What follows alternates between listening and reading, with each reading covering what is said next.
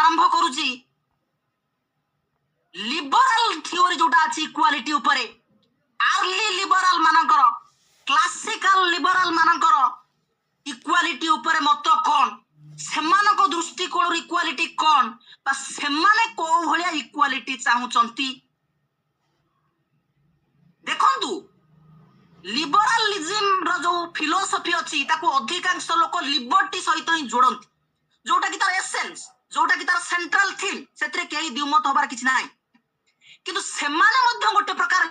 Equality चाहंती एवं से equality रो principal को प्रीच करंती आडमायर करंती ता पई मध्य चेष्टा करंती सेमाने को प्रकार इक्वालिटी चाहंती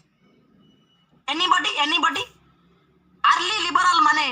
तो लिबरलिज्म रो बिगिनिंग होउछ माने को प्रकार इक्वालिटी चाहुछन कहि परिबे ममता दीदी कहबे कोंतु भाई इक्वालिटी ऑफ अपॉर्चुनिटी समस्त को मिली बोली का सेटा इक्वालिटी ऑफ अपॉर्चुनिटी हां भाई हां ठीक ठीक माने प्रति इंडिविजुअल को ताकर माने इनबॉर्न जो राइट था समस्त को सेटा मिली बोली सना सेटा हां thank you Tarun Babu has raised his hand देखा जाओ तरुण बाबू कोन कहउछंती जोटा कि आ गोटे भी से जोटा राइट्स कोनते माने इक्वालिटी तंग मिले जोटा कि स्पेशल रिकॉग्निशन का मिलबोनी सेटा गोटे आ माने सेटा भाई जोटा गोटे स्पेशल रिकॉग्निशन समस्त इक्वालिटी जोटा रहे ग्रेट हां बढ़िया सुंदर भाबरे तरुण भाई वर्ड कहले देखो काको स्पेशल प्रोटेक्शन बा स्पेशल प्रिविलेज मिलिबोनी रिकॉग्निशन मिलिबोनी एटा देखंतु एटा बढ़िया कथा देखंतु ग्रेट पॉइंट से कॉन्शियसली कहि कि अनकॉन्शियसली मो कहि जाननी किंतु he has touched a good point केमि देखंतु अर्थात आपण काहा को गोटे अधिक सम्मान आगुरु देई देबे ए प्रकार स्थिति लिबरल माने चाहंती नाही गोटे लोक को बहुत प्रिविलेज आगुरु दिया जिवो आउ जन को अनजस्टली डिस्क्रिमिनेट करा होतिबो एई प्रकार डिस्क्रिमिनेशन को से माने पसंद करिवे नाही ता अर्थ कोन ता अर्थ से माने गोटे प्रकार इक्वालिटी चाहउछथि प्लीज सुंघंतु माउथरे कहउछि सुंघंतु बासना गोटे पाइबे को बासना इक्वालिटी रो बासना अर्थात डेलिबरेटली आपण जन को डिस्क्रिमिनेट करि परिबे नाही कि आउ जन को अधिक गोटे भलो पोजीशन प्रिविलेज अपॉर्चुनिटी देबे नाही समस्त को गोटे समान प्रकार रो ट्रीटमेंट आपण दिया जाय अर्थात इक्वल रेस आरंभ हो अर्थात मु बुझेबा को चाहूँ से इक्वालिटी ऑफ अपॉर्चुनिटी जोटा ममता कहले यदि ऊपर ठाउरे भाबरे कहिबा सेटा इक्वालिटी ऑफ अपॉर्चुनिटी किंतु यदि ऊपर ठाउरे भाबरे न कहि कि कुहा जिवो ताले ताको या कुहा जिवो जे फॉर्मल इक्वालिटी अर्थात आपण समस्त बसिचंती मो क्लास रे मु समस्त गोटे गोटे लडू देबी लिबर्टी लडू समस्त को गोटे मु देकी जिवि उमा बाबू को गोटे मामाल दीदी को गोटे ममता दीदी को गोटे आशीष भाई को गोटे अजित भाई को गोटे तरुण भाई को गोटे रोती भाई को गोटे देई गली एठी ना मु मामाल दीदी को दुईटा देई देबी ना तरुण भाई की फाळे देई देबी ना अजित भाई की पांचटा देबी एटा न करी जतले मु गोटे देई की जाउची से माने गोटे फॉर्मल इक्वालिटी डेफिनेटली मेंटेन करूछथि आउरी कथाटा को भांगुची एवं कंक्रीट एग्जांपल दउची कोन इक्वालिटी से माने दउछन देखंतु लिबरल फिलोसफी जोटा कि फास्ट इंग्लैंड रे ही देखा देला ग्लोरियस रिवोल्यूशन समय रे लॉक कर दर्शन रो प्रभाव एवं अन्य घटना सब ताको प्रभावित करिछि धीरे धीरे तबे लिबरल फिलोसफी जन्म नेला ता पूर्वरु कोन थिला monarchical form of government absolute form of government tyranny despotism ए भलिया आर्बिट्ररी रूल किछि नाही ममता दीदी सी राजा कर प्रिय ममता मुंडरे हाथी सुना कलश ढाली दब मामाल दीदी प्रिय नुह से गला गिलोटिन जंत्र रे तांको स्कंध शिर हब स्कंधच्युत अजित भाई तांको भल लागिले राजा टाणी आनी ताको कोन कोन दे देबे जीवन भाई खराब लागिले लागिबे निश्चित तेनु तांको से बाहर कर देबे गोइठा मारी ए हो सब आर्बिट्ररी रूल ये आकु गोटे अधिक सम्मान आकु गोटे अधिक भल पाइबा आकु गोटे अधिक गोटे कंपनसेशन आकु कम ए जो डिस्क्रिमिनेशन ही कहिबा बाहुल्य जे पर्यंत लिबरल फिलोसफी रो जन्म हेइ नथिला डेमोक्रेटिक रिप्रेजेंटेटिव गवर्नमेंट आसी नथिला से पूर्वरु कंप्लीट इनइक्वालिटी फ्लोरिश करूथिला आर्बिट्ररी रूल चलुथिला डायरेक्टली डायरेक्टली नेकेड डिस्क्रिमिनेशन करा जाउथला डायरेक्टली राजा को भल लागिला राजा को जहाँ भल लागियो से करिवे भल लागिला से ताको टेकी देबे भल लागिलानी फपाड़ देबे सब राजा ऊपर प्लीज एटा इक्वालिटी नुहे किंतु लिबराल फिलोसफी जत बळे प्रथम थर आसिला सी को प्रकार करना समस्ते समान ए भले वार्ड आसिला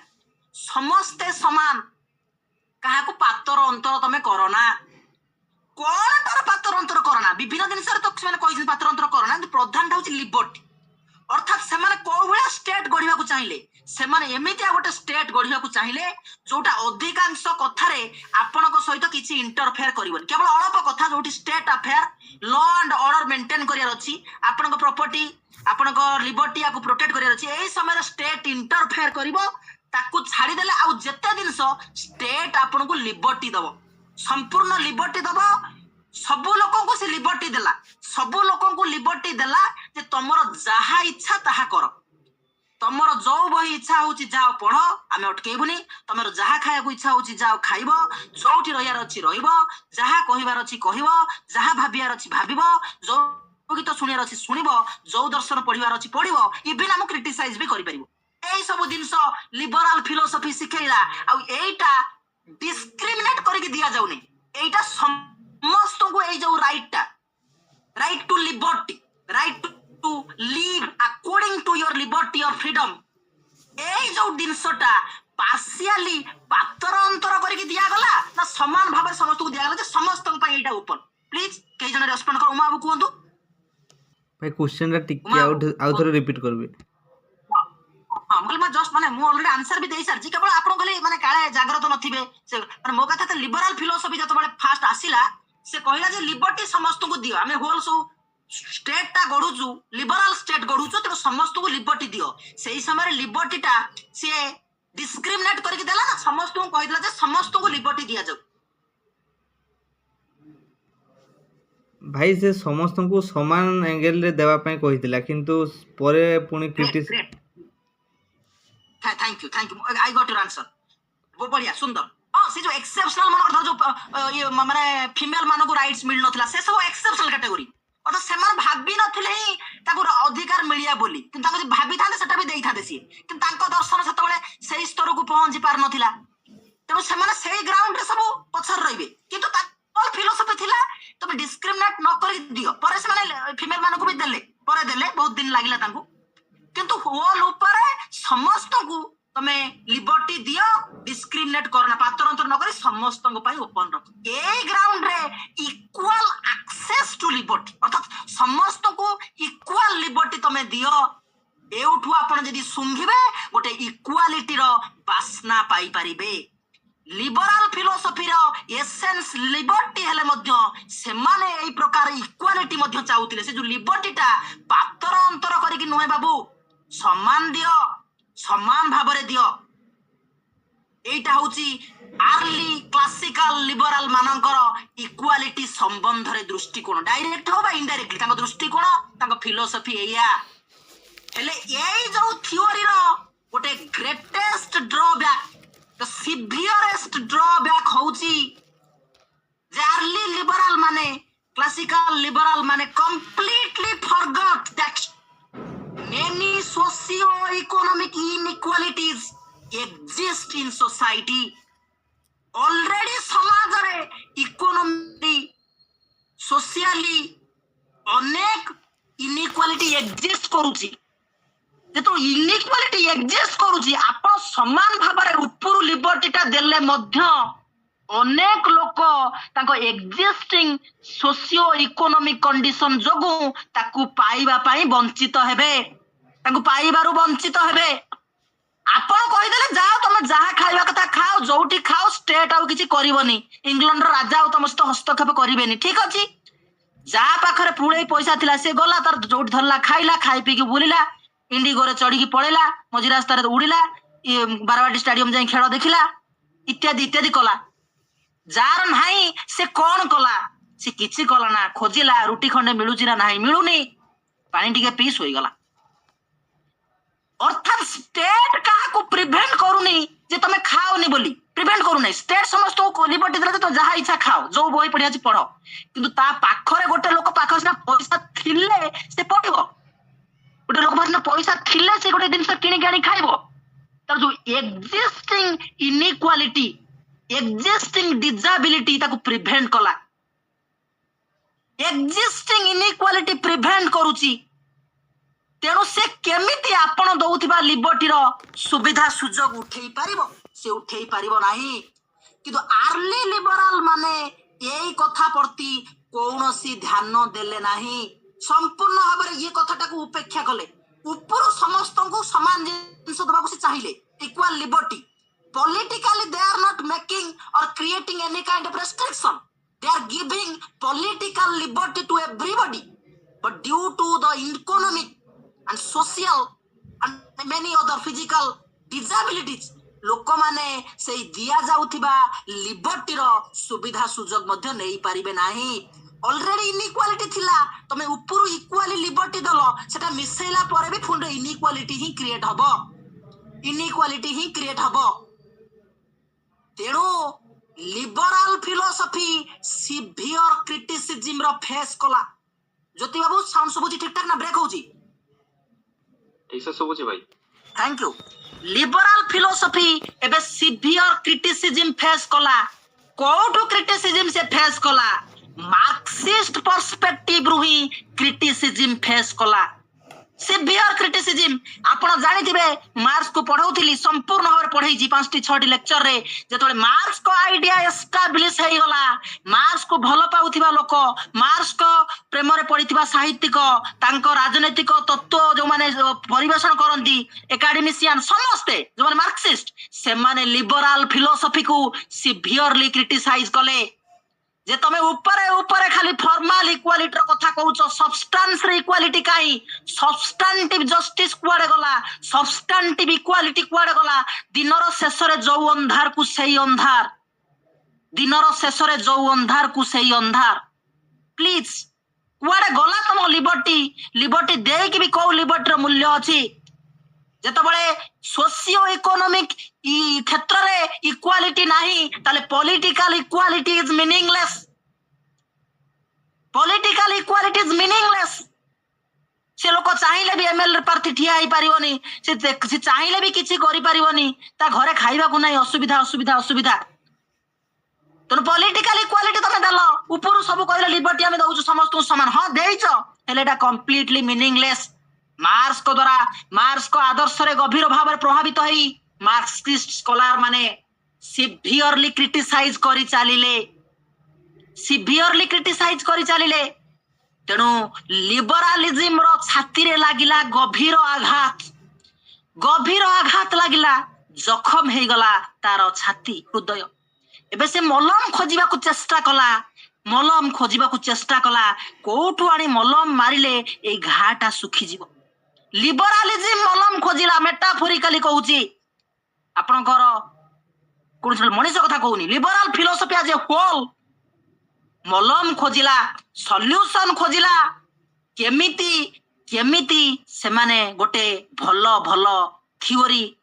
देई पारिबे, निजको जस्टिफाई करि पारिबे, निजको कोन एमिति मॉडिफाई कले मार्क्सिस्ट मानकर जो क्रिटिसिज्म बढी बढी चालिछि ताकू सठिक भाव रे जवाब दिया जाई पारिबो, जवाब दिया जाई पारिबो। They searched for a solution.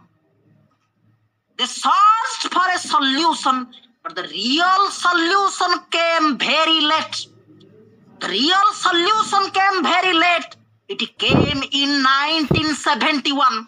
I would rather say it was not a solution, it was salvation or emancipation of liberalism. Emancipation of liberalism बहुत लेट आसिला, केते बळे आसिला?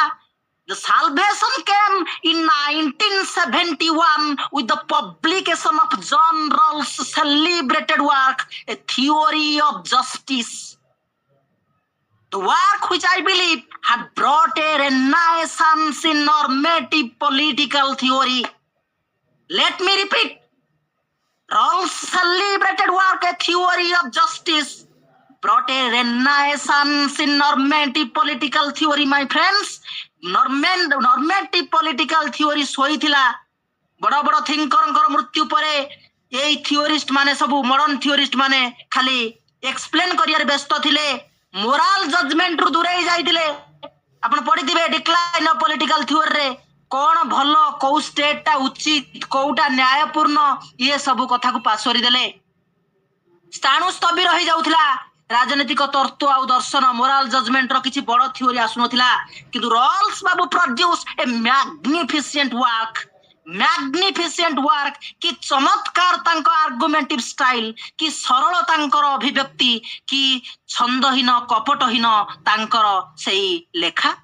ସୁନ୍ଦର ଭାବରେ ଧୀର ମନ୍ଥର ଗତିରେ, ଜମା ଟୋଟାଲିଟାରିଆନ କ୍ଲେମ ନାହିଁ, ଜବରଦସ୍ତ ହଁ ଏଇଟା ଠିକ ନାହିଁ, ଧୀରେ ଧୀରେ ଧୀରେ ଧୀରେ ସେ ଲେଖି ଚାଲିଲେ, ସୁନ୍ଦର ଭାବରେ ସେ ଲେଖି ଚାଲିଲେ ଥିଓରି ଅଫ ଜଷ୍ଟିସ। ପୂର୍ବରୁ ତାକୁ ଏସେ ଭାବରେ ଲେଖିଥିଲେ, ତାପରେ ସେଟା କମ୍ପାଇଲ ହେଲା ଏବଂ 1971 ରେ ସେଟା ଗୋଟେ ବହି ଆକାରରେ ପ୍ରକାଶିତ ହେଲା। ଯେତେବେଳେ ରଲ୍ସ କୁ ମୁଁ ପଢେଇବି, ଯେମିତି ମାର୍କ୍ସ ପଢେଇଛି, ଯେମିତି ରୁଷୋ ପଢେଇଛି, ସେଇଭଳିଆ 6ଟା 7ଟା 5ଟା କ୍ଲାସ ହବ ଏବଂ ସବୁ ଭାବରେ ତାଙ୍କ ଜୀବନ ଦର୍ଶନ ସବୁ ବୁଝେଇବି ଆଉ ଥିଓରି ଅଫ ଜଷ୍ଟିସ ବୁଝେଇବି। ଆମର ଏଇଠି concern whole theory of justice ନୁହେଁ, ଆମର ଏଇଠି କନସର୍ନ ହଉଛି ଇକ୍ୱାଲିଟି ଉପରେ। ତାହେଲେ ରଲ୍ସଙ୍କର ମତ କଣ, ଇକ୍ୱାଲିଟି ଉପରେ କଣ ଥିଓରି ରଲ୍ସ ଦେଇଛନ୍ତି, ସେଇଟା ଉପରେ କନସର୍ନ ଆଜି। ଯେତେବେଳେ ଆଜି ହୋଲ ଆମେ ରଲ୍ସ କୁ ପଢିବା, ସେତେବେଳେ ତାଙ୍କ ଜୀବନ ଦର୍ଶନ ରାଜନୈତିକ ତତ୍ତ୍ୱ ସବୁ କଥାକୁ ବିଶ୍ଳେଷଣ କରିବି, ବର୍ଣ୍ଣନା କରିବି, ଉପସ୍ଥାପିତ କରିବି। ଏବେ ଇକ୍ୱାଲିଟି ଆଡକୁ କୁଆଡେ ଦେଖ, ଇକ୍ୱାଲିଟି ଆଡେ ରଲ୍ସ କଣ kale. Rawls made a striving effort to make liberal philosophy sensible, towards the problems of the disadvantageous sections of society. ସମାଜର ଅବହେଳିତ, ନିଷ୍ପେଷିତ, ଉପେକ୍ଷିତ ଆଉ ବଞ୍ଚିତ ଯୋଉ ଗୋଷ୍ଠୀ ଅଛି, ଯୋଉ ଲୋକମାନେ ଅଛନ୍ତି, ସେଇମାନଙ୍କ ପ୍ରତି ଷ୍ଟେଟ ସମ୍ବେଦନଶୀଳ ହଉ, ତା ସମାଜ ସମ୍ବେଦନଶୀଳ ହଉ, ସେଇଟା ହିଁ ପ୍ରକୃତ ଫେୟାରନେସ୍ ଆଣିବ। ଆଉ ଜଷ୍ଟିସ ଫେୟାରନେସ୍ ବୋଲି ସେ ଦାବି କଲେ। ଜଷ୍ଟିସ କୁ ଫେୟାରନେସ୍ କହିଲେ ଆଉ କେମିତି ଫେୟାରନେସ୍ ଆଚିଭ୍ ହବ, ସେ ତାଙ୍କ ପ୍ରିନ୍ସିପଲ ଦେଲେ ଏବଂ ତା ଦେହରେ ସେ ଚେଷ୍ଟା କଲେ କେମିତି ଷ୍ଟେଟ ଆଉ ସୋସାଇଟି ରେସ୍ପନ୍ସିବଲ ହେଇପାରିବ, ସେନ୍ସିବଲ ହେଇପାରିବ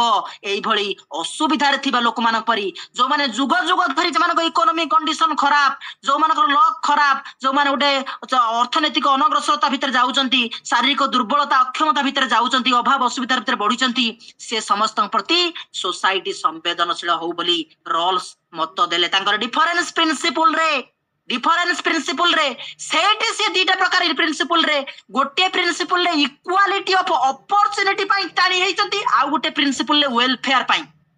ପ୍ଲିଜ ମନେ ରଖନ୍ତୁ, ତାଙ୍କର ଦିଟା ପ୍ରିନ୍ସିପଲ ଅଛି ଡିଫରେନ୍ସ ପ୍ରିନ୍ସିପଲ ରେ। ଗୋଟିଏ ରେ ଇକ୍ୱାଲିଟି ଅଫ ଅପରଚୁନିଟି ଦେବାକୁ ଚାହୁଁଛନ୍ତି, ଆଉ ଗୋଟେ ରେ ୱେଲଫେୟାର। ଅର୍ଥାତ୍ ଯେ ଆପଣ 10 ଜଣ ବସିଛନ୍ତି, ଯାହା ପାଖରେ ବହି ନାହିଁ, ପ୍ରଥମେ ଷ୍ଟେଟ ତାକୁ ବହି ଦଉ। ମୁଁ ଏଟା ମୋ ଇଣ୍ଟରପ୍ରିଟେସନ କରୁଛି, ଅଲଗା ଥିଓରିଷ୍ଟ ଅଲଗା ୱେରେ ରଲ୍ସ କୁ ଇଣ୍ଟରପ୍ରିଟ କରିପାରନ୍ତି, ଆପଣ ସେମାନଙ୍କ ସହିତ ମଧ୍ୟ ଯାଇପାରନ୍ତି, ମୋର କିଛି ଅସୁବିଧା ନାହିଁ। କିନ୍ତୁ ରଲ୍ସ କୁ ମୁଁ ଭଲ ଭାବରେ ଇଣ୍ଟରପ୍ରିଟ କଲେ ମୁଁ ଏଇ ୱେରେ ଇଣ୍ଟରପ୍ରିଟ କରିବି। ଗୋଟେ ହଉଛି ଆପଣ ସମସ୍ତେ ବସିଛନ୍ତି, ପରୀକ୍ଷା ଦେବେ, ପରୀକ୍ଷା ଦେଲା ବେଳକୁ ମୁଁ ଏକ୍ସାମ୍ପଲ ଦଉଛି, କ୍ଲାସିକ ଏକ୍ସାମ୍ପଲ। ପ୍ରଥମେ ରଲ୍ସ କହିବା କଥା ଆଗେ ଅପରଚୁନିଟି ଗୋଟେ ଇକ୍ୱାଲ ହବା ଦରକାର। ଅର୍ଥାତ୍ ଗୋଟେ ପିଲା ପାଖରେ ବହି ନାହିଁ, ଆଉ ଗୋଟେ ପିଲା ପାଖରେ ବହି ଅଛି, ତ ପ୍ରଥମ ଗୋଟେ ପିଲାକୁ ବହି ଦିଅ, ଖାଇବା ନାହିଁ ଖାଇବା ଦିଅ, ତାକୁ ଇକ୍ୱାଲ କର ଏବଂ ତାପରେ ତାକୁ ଏକ୍ସାମ ହଉ। ଏକ୍ସାମ ହେଲା ପରେ ଯଦି ବି ଯୋଉ ପିଲାଟା ପାସ୍ କରି ଚାକିରି କଲା ବଡ ଠିକ ଅଛି, ଆଉ ଗୋଟେ ଲୋକ ପାସ୍ କରିପାରିଲା ନା, ଖାଇବାକୁ ପାଉନାହିଁ, ନର୍ଦ୍ଦମା କୂଳରେ ପଡିଛି, ସେଠି ବି ଷ୍ଟେଟ ଚୁପ ହେଇକି ଉଦାସୀନ ହେଇକି ବସି ପାରିବ ନାହିଁ, ପୁଣି ସାହାଯ୍ୟ କରୁ, ଦି ପ୍ରକାର ସାହାଯ୍ୟ ପ୍ଲିଜ। କିନ୍ତୁ ସିଏ ଏତେ ସାହିତ୍ୟିକ ଢଙ୍ଗରେ କହିନାହାନ୍ତି, ଯୋଉ ଢଙ୍ଗରେ ମୁଁ କହୁଛି, ଯୋଉଥିରେ କି ସମ୍ବେଦନଶୀଳତାର ଛିଟାଟା ସ୍ପଷ୍ଟ। ତାଙ୍କର ସେମିତି ନୁହେଁ, ଭେରି ଟେକ୍ନିକାଲି ଆଉ ଲଜିକାଲି ସେ କହୁଛନ୍ତି, ଯୋଉଟା କି ଏତେ ସାହିତ୍ୟ ଭଳିଆ ଶୁଭିବ ନାହିଁ। ତେଣୁ ବେଳେ ବେଳେ ଅନେକ ଲୋକ ତାକୁ ମିସ୍ ଇଣ୍ଟରପ୍ରିଟ ବି କରିଦିଅନ୍ତି। ଯେମିତି କି ସେ କହିବେ, ସେ କହୁଛନ୍ତି ଇନଇକ୍ୱାଲିଟି କୁ ଆମେ ଆକ୍ସେପ୍ଟ କରିବା ଯେତେବେଳେ ସିଏ ସୋସାଇଟିର ହୋଲ ମଙ୍ଗଳ କରୁଥିବ। ସୋସାଇଟିର ହୋଲ କଣ ନା ଡିସଆଡଭାଣ୍ଟେଜିୟସ ଲୋକମାନଙ୍କୁ ମଙ୍ଗଳ କରୁଥିବ। କିନ୍ତୁ ଏଇଟା ଟେକ୍ନିକାଲି ସେ କହିଲେ, ଟେକ୍ନିକାଲି କହିଲେ ମିସ୍ ଇଣ୍ଟରପ୍ରିଟେସନ ବି ହେଇଯାଇପାରେ। ପଏଣ୍ଟ ଇଜ ତାଙ୍କ ଇଣ୍ଟେନସନ ଇଜ ବହୁତ ବଢିଆ ଏବଂ ସୁନ୍ଦର ଭାବରେ ସେ କହିଛନ୍ତି, କିନ୍ତୁ ଲୋକମାନେ ହୁଏତ ବେଳେ ବେଳେ ବୁଝି ନପାରନ୍ତି। ଏବଂ ଆଉ ଗୋଟେ କଥା ଯୋଉଟା କି ସବୁଠାରୁ ଭଲ କଥା, ଯୋଉଟା କି ଲିବରାଲ ମାନେ, ଲିବରିଟାରିଆନ ମାନେ, ନୋଜୋଇଙ୍କର ଅନୁଗାମୀ ମାନେ ଭୁଲି ଯାଆନ୍ତି, ତାହା ହଉଛି ସେମାନେ ସବୁବେଳେ ଅଭିଯୋଗ କରନ୍ତି ରଲ୍ସ ଯୋଉ ଏଇ ଯୋଉ ଇକ୍ୱାଲିଟି ପାଇଁ ଚେଷ୍ଟା କଲେ, ସୋସାଇଟିରେ ଯୋଉ ଅବହେଳିତ ନିଷ୍ପେଷିତ ଲୋକମାନଙ୍କ ପାଇଁ ୱେଲଫେୟାର ହଉ, ସେମାନଙ୍କ ଅପରଚ୍ୟୁନିଟି ପାଇଁ ଷ୍ଟେଟ କାମ କରୁ ଏଇ ସମୟରେ ସେ ଲିବର୍ଟି ସହିତ କମ୍ପ୍ରମାଇଜ କଲେ ମୁଁ ଠିକ କହୁଛି ନା ଏମିତି ଆମର ଲିବର୍ଟାରିଆନ ମାନେ ସେ ଅଭିଯୋଗ କରୁଛୁ ନା ନାହିଁ କୁହନ୍ତୁ କେହି ଜଣ କୁହନ୍ତୁ ପ୍ଲିଜ ସମସ୍ତେ କଣ ଠିକ ମାଲୁଣି ହଁ ଠିକ ଅଛି ଥ୍ୟାଙ୍କ ୟୁ ଅଜିତ ଭାଇ ଶୁଭୁଛି ତ ଠିକ ଠାକ ନା କଣ ବ୍ରେକ୍ ଫ୍ରେକ୍ କରୁଛି ଭଏସ ନାଇଁ ଭାଇ ଠିକ ଅଛି थैंक यू भाई पॉइंट इज किंतु देखंतु असुविधा सबुठु बड़ कथा होउची जोटा लिबर्टारियन माने भूली जाइचंती रूल्स केबे लिबर्टी रो एक्सपेंस रे ए इगालिटारियनिज्म गढ़िया पई चेष्टा करि नाहंती तांको फास्ट प्रिंसिपल ता से पई लिबर्टी प्रिंसिपल को सबुठु अधिक प्रायोरिटी से देइचंती समस्त को समान लिबर्टी एन्श्योर करा सरला परे एई काम सब करा जाऊ से एटा कहू नाहंती कि जनक फ्रीडम ऑफ स्पीच को छड़े आने की वेलफेयर बा इक्वालिटी करा जाऊ आगे फ्रीडम ऑफ स्पीच प्रोटेक्टेड रहू तापर वेलफेयर हो तांका पर्सपेक्टिव एया तेनु तांका प्रायोरिटी लिबर्टी फास्ट तापर इक्वालिटी रो ए प्रिंसिपल किंतु अनेक लोक तांको भूली जांत किंतु जोटा रूल्स पखतर टिके प्रॉब्लमेटिक ता होची एया जे प्रॉपर्टी को मो मतरे रूल्स केबे भी लिबर्टी भीतर अंतर्भुक्त करिवे ताको बाहर रखिबे जहा द्वारा प्रॉपर्टी टाकू रिसोर्स हिसाब रे किछि यूज करि परिबो स्टेट जनक पाखरु एवं सेटाकू से कोन करिवो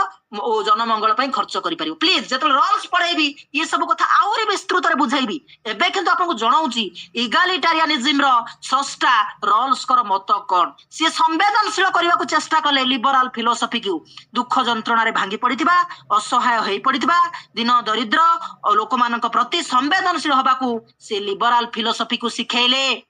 किंतु लिबर्टी रो एक्सपेंस रे नुहे किंतु आउतरे कहली लिबर्टी भीतर से प्रॉपर्टी बा रिसोर्स को धरुना से बाहर रहिले ही जनमंगल हेई परिबो नहले सेटा को जदी गोटे लिबर्टी बोली धरा जीवो जने राइट टू प्रॉपर्टी जदी फंडामेंटल राइट इंडिया रे हबो ताले कोनोसी जनमंगल काम भी करी हबो नाही जदी हो जनमंगल ना रे खाई के उडौजंती नेता मंत्री तेनु जनमंगल केते होउची कि नेता मंगल होउची ताहा कहिया दुर्भाग्य किंतु आज ए प्रिंसिपल जदी right to property fundamental right हेई जाय थांता जो समय कि आपण देखथिबे असंख्य केस हेई ସେଇଟା ଟିକେ ବାହାର ରହିବ ଆଉ ସବୁ ଲିବର୍ଟି ପ୍ରୋଟେକ୍ଟେଡ ସେଇ ରିସୋର୍ସ ଟାକୁ ୟୁଜ କରିକି ହିଁ ସେ ଜନମଙ୍ଗଳ କରିବେ ଏଇଟା ହଉଛି जो हमर रूल्स करो इगालिटारियनिज्म इक्वालिटी पाई से केमिति टाणी होउचंती को प्रकार समानता देखो जो एग्जिस्टिंग इनइक्वालिटी थिला जोटा को लिबरल फिलोसफी इग्नोर करूथिला सेटा को ही से रेक्टिफाई करिया को चेष्टा कले जदि वो जहा द्वारा मार्क्सिस्ट कंसर्न को भलो भाबरे टैकल करा जाई पारिबो 1 मिनिट पांडी पीजे ठीक अछि एबे रूल्स का एई पर्यंत कार कोन प्रश्न रहला पचारो कार कोन प्रश्न रहला any question any doubt any confusion please anybody car किछि प्रश्न बा संदेह कंफ्यूजन कोन रहउजी डाउट कार किछि नाही नागी तेणु ममता जी आपण रहला कि डाउट फड कोन ना सोई पड़ले आपण ना भाई किछि डाउट नहीं सोईना तो ठीक बुझी कोन होजी बुझी होजी सब बुझी आया हां आशीष has raised his hand आशीष भाई कोन भाई रोल्स तो कहले कि से लिबरल रो गोटे इमानसिपेशन तांको थियोरीटा हेकी आसिला तो पुणी भी रोल्स को पछरे हमर फेमिनिस्ट माने क्रिटिसाइज करचंती कि रोल्स को जो ओरिजिनल पोजीशन रे जो लोक माने रहिले से लोक माने पूरा माने सब फैमिली रो हेड माने ही थिले आ से रॉल्स कर माने थियोरी रे से चाहनंती कि हेड माने केवल मेल होंतु कि एमती किंतु फीमेल माने कहउचंती कि से हेड माने कि से हेड माने सब तो गोटे फैमिली रो मेल पर्सन ही हेड होउचंती तो डिसीजन अल्टीमेटली से मेल ही नउचंती माने सेठी ओरिजिनल पोजीशन को जिबा पई वुमेन माने भी कैपेबल नहंती एलिजिबल नहंती सेठी भी से क्रिटिसाइज करछंती कि माने डिस्क्रिमिनेट करछंती बोली से ता भीतर किछि कहबे कि आज्ञा प्रथम कथा हो जे आशीष मु एबे ताको क्रिटिसिज्म आडू भी जाई थान जेमति फास्ट लिबरलिज्म टा बुझेली लिबरलिज्म बुझेला बेले को लिबरलिज्म रो ड्रॉबैक कहली कि लिबरलिज्म कहि सरला पर लिबरलिज्म रो ड्रॉबैक कहली ता परे मु पुणी तार ड्रॉबैक रो मुकुलिया पाए रोल्स केमिति उद्यम करे सेटा जणैली एबे रोल्स करी कोन एठी मु फुल स्टॉप देकी पळेबी कि या परे फोन तो कोठी जिबी ना तेनु एबे जो जाउजी जो बाटटारे मु जाउजी सेही बाटरे रोल्स कर ड्रॉबैक आसीबो बा रोल्स को भलो पाउ नथिबा क्रिटिसाइज करथवा लोक मानकर आर्गुमेंट तेणु जोटा तुम फास्ट पचारि दल से बाट मु जाऊँगी रोल्स को छाड़ी देगी यही मु रोल्स को मत देली और वर्णना विश्लेषण कली किंतु रोल्स को भल ठीक बा एटा हूँ शेष सत्य या परे आउ सत्य नाही यह कही मु बंद करी ना फास्ट पॉइंट हूँ सेटा बुझ पारला आशीष आज्ञा भाई हाँ एबे तथापि जेतु पचारि दैछ मु फेमिनिस्ट एंगल टा कहि दउछि आउ किए विश्वास करू कि ना I completely stand opposed to the perspective of feminist एई रोल्स को क्रिटिसाइज करिबारे जो पर्सपेक्टिव से माने नै छंती सेथिरे मु सहमत नुहे काहे कि सहमत नुहे एटा गोटे डेलिबरेट इंटरप्रिटेशन जे रोल्स को थ्योरी जो तुम फीमेल माने नौ नाहंती रोल्स ताको थ्योरी रे फीमेल मान को डिस्क्रिमिनेट भले कथा भी कहि नाहंती से डिसएडवांटेजियस पोजीशन रो कथा कहिजन जे डिसएडवांटेजियस जदि फीमेल माने भी डिसएडवांटेजियस पोजीशन रो अछि वेलफेयर तांको पई हो रोल्स मना करनती ए माने डेलिबरेटली भाबी देले फेमिनिस्ट माने जे वुमेन माने असुविधा अछंती से माने को वेलफेयर भी मिलने अलगा होने और ओरिजिनल पोजीशन कथा जोटा कहलो ओरिजिनल पोजीशन रे भी रोल्स तो तुमको को जगह तो कहि नाहंती जे फीमेल माने ओरिजिनल पोजीशन रे ठिया हेबेनी एटा डेलिबरेट इंटरप्रिटेशन एतरे रोल्स कर केते भूल नाही रोल्स ताकर होल डिसएडवांटेजेस लोक मान कथा कहिसंती सेठी जी जदि आशीष जदि डिसएडवांटेजेस पोजीशन रे जाउची त रोल्स को थ्योरी रे से वेलफेयर पाइबार योग्य जदि फीमेल माने भी असुविधा अछंती से माने वेलफेयर पाइबार योग्य एटा होची प्रिंसिपल अनुसार एवं सोसाइटी जो वेलफेयर समाज जो वेलफेयर स्कीम करिवो से पुरुष मानक पई करिवोनी आज दिन भी सब अधिकांश स्टेट रोल सियान तेणु ए सुभद्रा को ये भद्रा ये सी जो योजना पाउछ सेटा कहा पई होची महिला मानक पई होची किंतु रोल्स निजे तो महिला मानक माने डिसएडवांटेजेस पोजीशन रे रखि नांती तेणु ए मानकर भूल दुर्गुण हला ए माने खोजी गुडे काहा को पाइले भलो लोक को गुडे खराब क्रिटिसिज्म देले फेमिनिस्ट मानक आदौ एई जगह रे से मानक मत को पसंद करू नै सी तो कतबे तुमको अटकै नांती ना ओरिजिनल पोजीशन रे से तुमको अटकै चंती ना वेलफेयर दबारु तुमको वंचित करिसंती उभय ग्राउंड रे से करि नांती ओरिजिनल पोजीशन टोटल हाइपोथेटिकल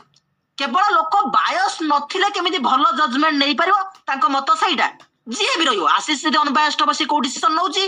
जने झियो पिला जदि अनबायस्ड होची को डिसिजन नउची सहीटा सेट तो सी डेलिबरेटली कहि नांती जे झियो पिला माने ओरिजिनल पोजीशन रहबेनी डेफिनेटली फेमिनिस्ट माने तांको देह को नै गेले जे एते दिन धरि पुरुष माने तो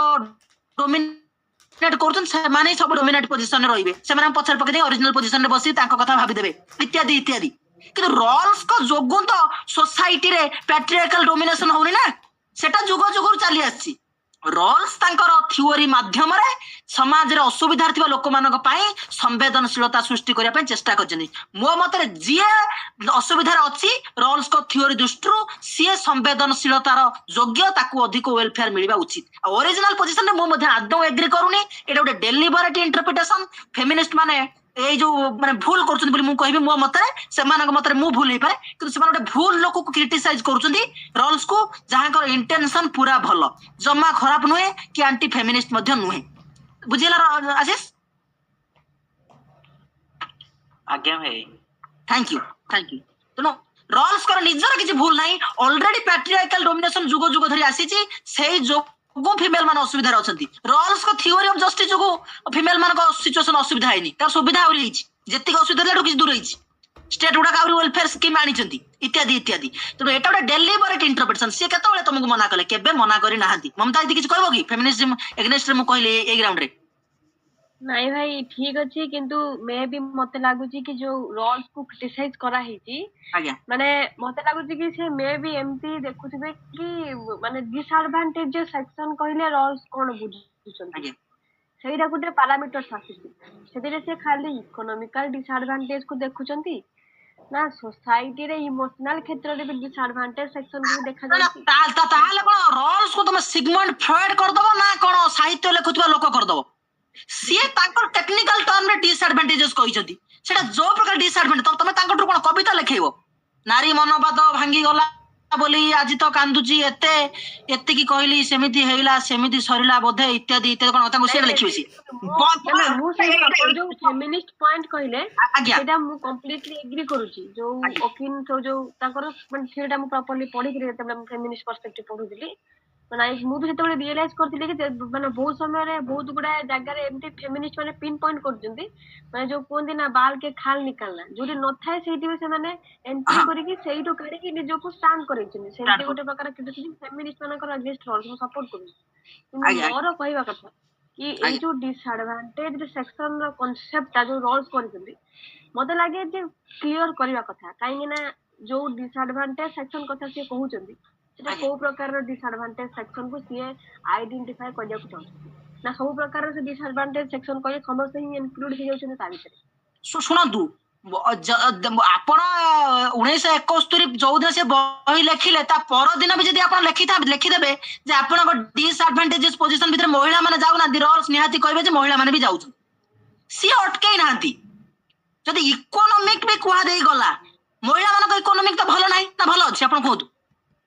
ଇକୋନୋମିକ ଯଦି ବି ସେ କହିଲେ, ଆପଣ ଅଲଗା କଥା ଛାଡ଼ନ୍ତୁ, ଇକୋନୋମିକଲି ଯଦି ରୋଲ୍ସ କହିଲେ ଇକୋନୋମିକାଲି ଡିସଆଡଭାଣ୍ଟେଜ ଧରିଯାଉ,